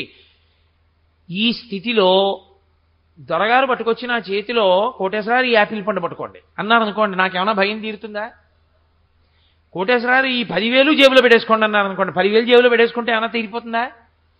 లేకపోతే మా అబ్బాయి వచ్చి నాన్నగారండి మీరు చదువుకున్న ఇదిగో రామాయణ గ్రంథం పట్టుకోండి అన్నాడు అనుకోండి, నా భయం తీరుతుందా? దొరగారు టార్చ్ లైట్ పట్టుకొచ్చి ఇలా వేశారనుకోండి, ఏమవుతుంది? పోయిందంటే. ఊరే ఇది తాడ్రా అన్నానంతే. తాడ్రా అనగానే పడగలేదు, తాడ్రా అనగానే బుసలేదు, తాడ్రా అనగానే పాము లేదు. దగ్గరికి వెళ్ళి ఇలా చేత్తో పైకెత్తి దొరగారు దొరగారు అచ్చు పాములో ఉంది చూసారా, ఇది చూసి ఎంత భయపడిపోయానండి ఆయన అలా పక్కన బారేసి వెళ్ళిపోయాను. ఏది సత్యమో అది తెలియగానే భయం పోయింది, ఏది సత్యమో అది తెలియగానే నీకు పట్టిన చెమట్లు పోయాయి, ఏది సత్యమో అది తెలియగానే నీకున్న ఆందోళనలన్నీ పోయాయి. ఏది సత్యము, దేహి సత్యమో, దేహి సత్యమనేటటువంటిది నీ ఎరుకలోకి వచ్చి అనుభవంలోకి రావాలి. ఇప్పుడు నేను పెద్దగా మాట్లాడేసినట్టు మాట్లాడేస్తే సుఖం కాదు, అనుభవంలోకి రావాలి. అనుభవంలోకి వచ్చి లోపల ఉన్నది ఎప్పుడూ ఉంటుంది, అది అంతటా ఉన్నది అని నేను తెలుసుకోగలిగాను అనుకోండి, అంతటా అది నామరూపములుగా కనబడ్డ మాయ తప్ప యథార్థముగా అది అదిగానే ఉన్నది అని నేను జ్ఞానమన్న దీపము చేత దర్శనం చేస్తే, ఆనాడు సత్యము ఎరుకలోకి వస్తే అప్పుడు మాత్రం ఇక శరీరంలోకి రాను. నేనుగా మిగిలిపోవడం అంటే ఆత్మయందు కలిసిపోయి పరమేశ్వరుడి యందు లయమై అలా ఉండిపోతాను. కాబట్టి అర్జున, ఇది సత్యం, దీన్ని తెలుసుకో. అంతేకాని జనన మరణ చక్రం గురించి భయపడి శరీరం అంటాయంటే, ఇలా తెచ్చుకుని నువ్వు తెచ్చుకున్నవే ఈ శరీరాలు. ఎంత గొప్ప సత్యాన్ని ఆయన బోధ చేస్తున్నాడో మీరు ఈ 2 శ్లోకముల వలన గుర్తెరుగుదురుగాక. రేపటి రోజున పద్మశ్రీ శోభానాయుడు గారు ఇక్కడ నర్తించడం కోసమని 2 రోజుల పాటు వస్తున్నారు. ఆ తల్లి ఆవిడ గొప్ప విదుషీమణి, నటరాజానుగ్రహాన్ని పరిపూర్ణంగా పొందినటువంటి తల్లి. ఆవిడ నర్తన అంటే అదేం సామాన్యమైనటువంటి నర్తన కాదు. ఆవిడ నటరాజస్వామి వారి యొక్క పరిపూర్ణమైన కృపాకటాక్షములను పొందిన వ్యక్తి. నేను ఎందుచేత అంటున్నానంటే ఈ మాట, నేను ఆవిడ నటించినటువంటివి, ఆవిడ చేసిన నాట్యాలు కొన్ని చూశాను. కొన్ని చూడటమేమి యథార్థంగా చెప్పాలంటే, శోభానాయుడు గారి డ్యాన్స్ రాజమండ్రి ఆనంద కళా కేంద్రంలో జరుగుతోంది అంటే, నేను పెద్దాపురంలో కాపురం ఉన్న రోజుల్లో ప్రత్యేకంగా దానికోసం బస్సులో వెళ్ళి అది చూసి రాత్రి ఎప్పుడో కారేసుకుని ఇంటికి వచ్చేవాడిని. ఆవిడ నాట్యం అంటే నాకు అంత ఇష్టం. ఎందుకో తెలుసా అండి, అదంత శాస్త్రీయంగా ఉంటుంది. ఆవిడ స్వామి నేనుండ వైకుంఠమందు అని ప్రియా కార్తికేయన్ అని ఆవిడ వెంకటేశ్వర స్వామి వారు వేసేవారు శ్రీనివాస కళ్యాణంలో. ఆవిడ నర్తన అంటే ఈ రోజుల్లో నాట్యం చేసే వాళ్ళకి అసలు పెదవులు కదలవు. పాడుతున్న పాటకు అనుగుణంగా పెదవి కదపరు, భావ ప్రకటన ఉండదు. లాస్యం ఉండాలంటే భావ ప్రకటన ఉండాలి. భావ ప్రకటనము చెయ్యగలగడం ఎవరికి వస్తుందో తెలుసా అండి? ఆ పక్కన పాడుతున్నటువంటి పాట యొక్క అర్థము బాగా తెలిసి ఉండి, ఎవరి గురించి పాడుతున్నారో దాని వెనక ముందు విషయాలు ఏమిటో, అందులో ప్రతిపాదింపబడిన రసం ఏమిటో బాగా తెలిసిన్నవారైతే తప్ప అసలు అలా నర్తించలేదు. ఆవిడ ఈ వయస్సులో కూడా నిజంగా ఆవిడ అలా నర్తించగలుగుతున్నారంటే ఆవిడ కారణజన్మురాలు, మహాతల్లి. అటువంటి కారణజన్మురాలు రేపటి రోజున ఇక్కడ నాట్యం చేయడానికి వస్తున్నారు. రేపు ఎల్లుండి కూడా. నిజంగా ఆవిడ నాట్యం చెయ్యడము అంటే బాంబేలో షణ్ముఖ హాల్లో చేయాలి, కాకినాడలో అయితే బహుశా సూర్యకళామందిర్ లాంటి వెన్యూస్లో చెయ్యాలంతే ఆవిడ. తప్పించి నాకు తెలుసున్నంత వరకు ఆవిడ ఇలా ఒక పల్లెటూరులో పక్కన పొలాలు, ఇన్ని లైట్లు, ఇలా ఓపెన్ ఎయిర్ ప్రాంగణాల్లోనూ ఆవిడ డ్యాన్స్ చేస్తారని నేను అనుకోవట్లేదు. అటువంటి తల్లి కూడా కొవ్వాడ లాంటి ఒక గ్రామానికి వచ్చి నాట్యం చెయ్యడానికి అంగీకరించి 2 రోజులు ఉంటున్నారంటే ఆ ఘనతంతా సుబ్బారావు గారిది. మహానుభావుడు అంత భక్తితో జీవితాన్ని గడుపుతూ అంత వినయం. నేను అప్పుడప్పుడు అంటుంటాను మా వాళ్ళతోటి, నేను అసూయ పడుతుంటా సుబ్బారావుని చూస్తే ఆ వినయం నాకు లేదేమి అంటుంటాను. ఇలాగే ఉంటారు, ఎప్పుడు నాకు ఇది ఉందని ఇలా తలెత్తారు. ఆయన వినయానికి కదిలి వస్తున్నారు ఆవిడ అనుకుంటున్నాను నేను. రేపటి రోజున నృత్య కార్యక్రమం ఉంది, 7 గంటలకు ఉంటుంది. ఆ సుబ్బారావు రేపు 7 గంటలకి ప్రారంభం అవుతుంది. కానీ కొంచెం ముందుగానే మనం ఖాళీ చేయవలసి ఉంటుంది. ఆవిడ డ్యాన్స్ చేయడం అంటే ఇలా స్టేజ్ మీద చేయరు, దానికి ప్రత్యేకం సెట్స్ కూడా వేసుకుంటారు. అందున మీరు చూసి తీరాలి. నేను ఒక్కసారి చూసి తెల్లబోయిన సాయిబాబా గారి యొక్క బ్రాహ్మీ స్థితిని నర్తించారు ఆవిడ. ఇక్కడే ఈ స్టేజ్ మీదే చూశాను. ఇప్పుడు ఉందా అండి ఆ డాన్స్? ఆవిడ అది ఆ బ్రాహ్మీ స్థితి నోటితో చెప్పేది కాదు, అసలు అద్భుతం. అది పిల్లలతో గోళీలు ఆడుకుంటారు. ఆ బ్రాహ్మీ స్థితిలో ఉన్నవాళ్ళు పిల్లల్లో పిల్లాడైపోతారు. అసలు నోటితో చెప్పడం కుదరదని. యొగరతో వా భోగరతో వా సంగరతో వా సంగవిహీన యస్య బ్రహ్మణి రమతే చిత్తం నందతి నందతి నందచ్చైవ. సాయిబాబా గారు పిల్లలతో గోళీలాడడం దగ్గర నుంచి ఆవిడ అభినయిస్తారు. ఆ బ్రాహ్మీమయమూర్తిగా అసలు ఈవిడికి ఏమిట్రా, ఎక్కడి నుంచి వచ్చింది ఈ శక్తి అనిపిస్తుంది. అటువంటి నటరాజ ఉపాసకురాలు 2 రోజుల పాటు నాట్యం చేయడానికి ఇక్కడికి వస్తున్నారు. ఆ కారణం రీత్యా నేను ఇలా ఒళ్ళు మరిచి 15-20 నిమిషాలు ఎక్కువ తీసుకుంటే బాగుండదు, ఇంకొక కార్యక్రమానికి ప్రతిబంధకం కాకూడదని నేను గంట ఉపన్యాసం చెప్పి ఆపేస్తున్నాను. చెప్పలేక కాదు, 2 గంటలు. కాబట్టి రేపటి రోజు మాత్రం 5:45కే ఉపన్యాసం ప్రారంభం చేస్తాను. 5:45కి మొదలుపెట్టి 6:30-5:07 మధ్యలో ఆఫ్ చేసేస్తాను. అసలు నేను అది కూడా ఎందుకురా నువ్వు చెప్పడం, రేపు ఓ రోజు మానేస్తే నీకేమైనా సంకటమా అని మీరు అనుకోకండి. నేను మానేస్తాననే అన్నాను. రేపు ఎల్లుండి నేను చెప్పనండి, ఆవిడ నాట్యం చూద్దామని చెప్పాను. సుబ్బారావు గారు అన్నారు, అలా కాదు లేవయా, పేపర్లో వేశాం కదా, ప్రవచనం అనేటటువంటిది ఒక గొప్ప కార్యం జరిగేటప్పుడు ఈశ్వర సేవ యందు బోధ అన్నది చాలా చాలా ప్రధానం. అందులో సాయిబాబా గారి జీవితం అంతా నిజానికి ఆ అందించిన ప్రక్రియ. అటువంటి చోట ప్రవచనం ఆగిపోకూడదు. అందుకని నీకు ముందు ఇంకో బల్ల వేస్తాను, రేపు దాని మీద కూర్చుని చెప్పు 2 రోజులు అన్నారు. అందుకని రేపు ఎల్లుండి ఆ ముందు కూర్చుని మీ అందరికీ కొంచెం భరించవలసి ఉంటుంది నన్ను మీరు. కాబట్టి ఒక్క 30 నిమిషాలో 45 నిమిషాలో ఏదో ఒక విషయాన్ని గీతలోంచి మాట్లాడతానంటే దీనికి కొనసాగింపే మాట్లాడతాను. తదనంతరం 2 రోజులు ఆవిడ నృత్య కార్యక్రమం ఉంటుంది. 2 రోజుల తరువాత మళ్ళీ యథాతథంగా కార్యక్రమాలు ఉంటాయి. కాబట్టి రేపటి రోజున మీరు ఇవాళ వచ్చినట్టుగా వస్తే మీకు ఆ కుర్చీలు దొరకవు. 2, మీరు ఆ నృత్యాన్ని ఎక్కడో నిలబడి చూస్తే చాలా ప్రతిబంధకాలు ఉన్నాయి. కాబట్టి మీరు అందంగా చూడడం కుదరదు.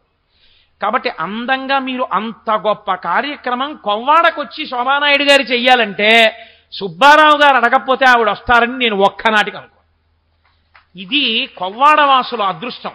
కొవ్వాడ పరిసర ప్రాంతాల వాళ్ళు దీన్ని వినియోగించుకోకపోతే ఇంకా అంతకన్నా అమాయకత్వం, ఇంకా అంతకన్నా దురదృష్టం ఇంకోటి లేదు. కాబట్టి రేపు సాయంకాలం తాళాలు పెట్టేసి ఇళ్లకి అందరూ కుటుంబాలతో వచ్చేయండి, చూద్దురు కానీ నిశ్శబ్దంగా మాత్రం కూర్చోండి. ఆవిడ్ని ఆయన అంత అభిమానంగా అంత గౌరవంగా తీసుకొచ్చినందుకు ఆవిడ మర్యాద నిలబడాలి. మనం నిశ్శబ్దంగా ఉంటే చాలు. కాబట్టి రేపు సాయంకాలం 5:15 నుంచే మీరు స్థానాలు ఆక్రమించకపోతే మీకు కూర్చుని చూడడానికి అవకాశం చిక్కదు. కానీ కార్యకర్తలు కొన్ని స్థానాలు ఆప్ చేసి ఇందులో కూర్చోకండి అన్నవి మాత్రం ఆక్రమించేయకండి. పెద్దరికాలు కొంతమందిని కూర్చోబెట్టుకోవడం వాళ్ళకు ఉంటాయి కదా. నా మాట పట్టుకుని కోటేశ్వరరావు కూర్చోమన్నాడు, అన్నింట్లో కూర్చుంటుకోండి. ఏదో 2 వరుసలో 3 వరుసలో వాళ్ళు అడుగుతారో ఉంచండి. ఇప్పుడు దీని తరువాత ప్రవీణ్ కుమార్ అనుకుంటా, చిరంజీవి ప్రవీణ్ కుమార్ మంచి వృద్ధిలోకి వస్తున్నవాడు. నాకు అన్నిటికన్నా అతనిలో నచ్చిన విషయం ఏమిటంటే ఓ మాట అన్నాడు ఈ మధ్య అయ్యప్ప స్వామి గుడిలో పాట పాడి, ఇవాళ నేను ఈ పాట పాడగలుగుతున్నాను అంటే దీనికి అంతటికీ కారణం కర్త కర్మ క్రియ మా గురువు గారు పెద్దాడ సూర్యకుమారి గారే అన్నాడు. గురువు యందు ఆ గౌరవం లేని వ్యక్తి ఆధ్యాత్మికతలో కానీ, నాదోపాసనలో కానీ, నృత్యంలో కానీ ఎందులో రాణించాడు. ఆ పిల్లవాడు చిన్న వయస్సులో పట్టుకోవలసిన విషయాన్ని పట్టుకున్నాడు. అందుకే నాకు ఆ పిల్లాడంటే ఒక ప్రత్యేకమైన అభిమానం. ఏమిటి అభిమానం అంటే గురువు గారి మీద అతనికి ఉన్న గౌరవం. ఆ గురువు మీద గౌరవం అలా నిలబడాలి. అతను శివశంకరి అన్న పాట ఒకటి ఘంటసాల గారు పాడింది, జగదేక వీరుని కథ అనుకుంటాను సినిమా, నాకు గుర్తులేదు సరిగ్గా. అది సామాన్యమైన పాట ఏం కాదు, చాలా బాగుంటుంది. ఆ పాట కూడా అవలీలగా పాడాడు మన అయ్యప్ప స్వామి గుళ్ళో. కాబట్టి నేను కూడా కాసేపు 2-3 కీర్తనలు అతను పాడుతుంటే వింటాను. చక్కగా అటువంటి పిల్లల్ని మనం అభ్యున్నతి పథంలోకి తీసుకురావాలి. వాళ్ళు రేపు సంతోషంగా చెప్పుకోవాలి, పెద్ద విద్వాంసులై కాకినాడ కొవ్వాళ్ళలో చేసిన సభలో పాడితే ఎంత సంతోషం పొందానో అని. కాబట్టి చక్కగా మీ అందరు ఇలాగే నిశ్శబ్దంగా కూర్చుని అతని యొక్క గానామృతాన్ని గ్రోలెదరుగాక.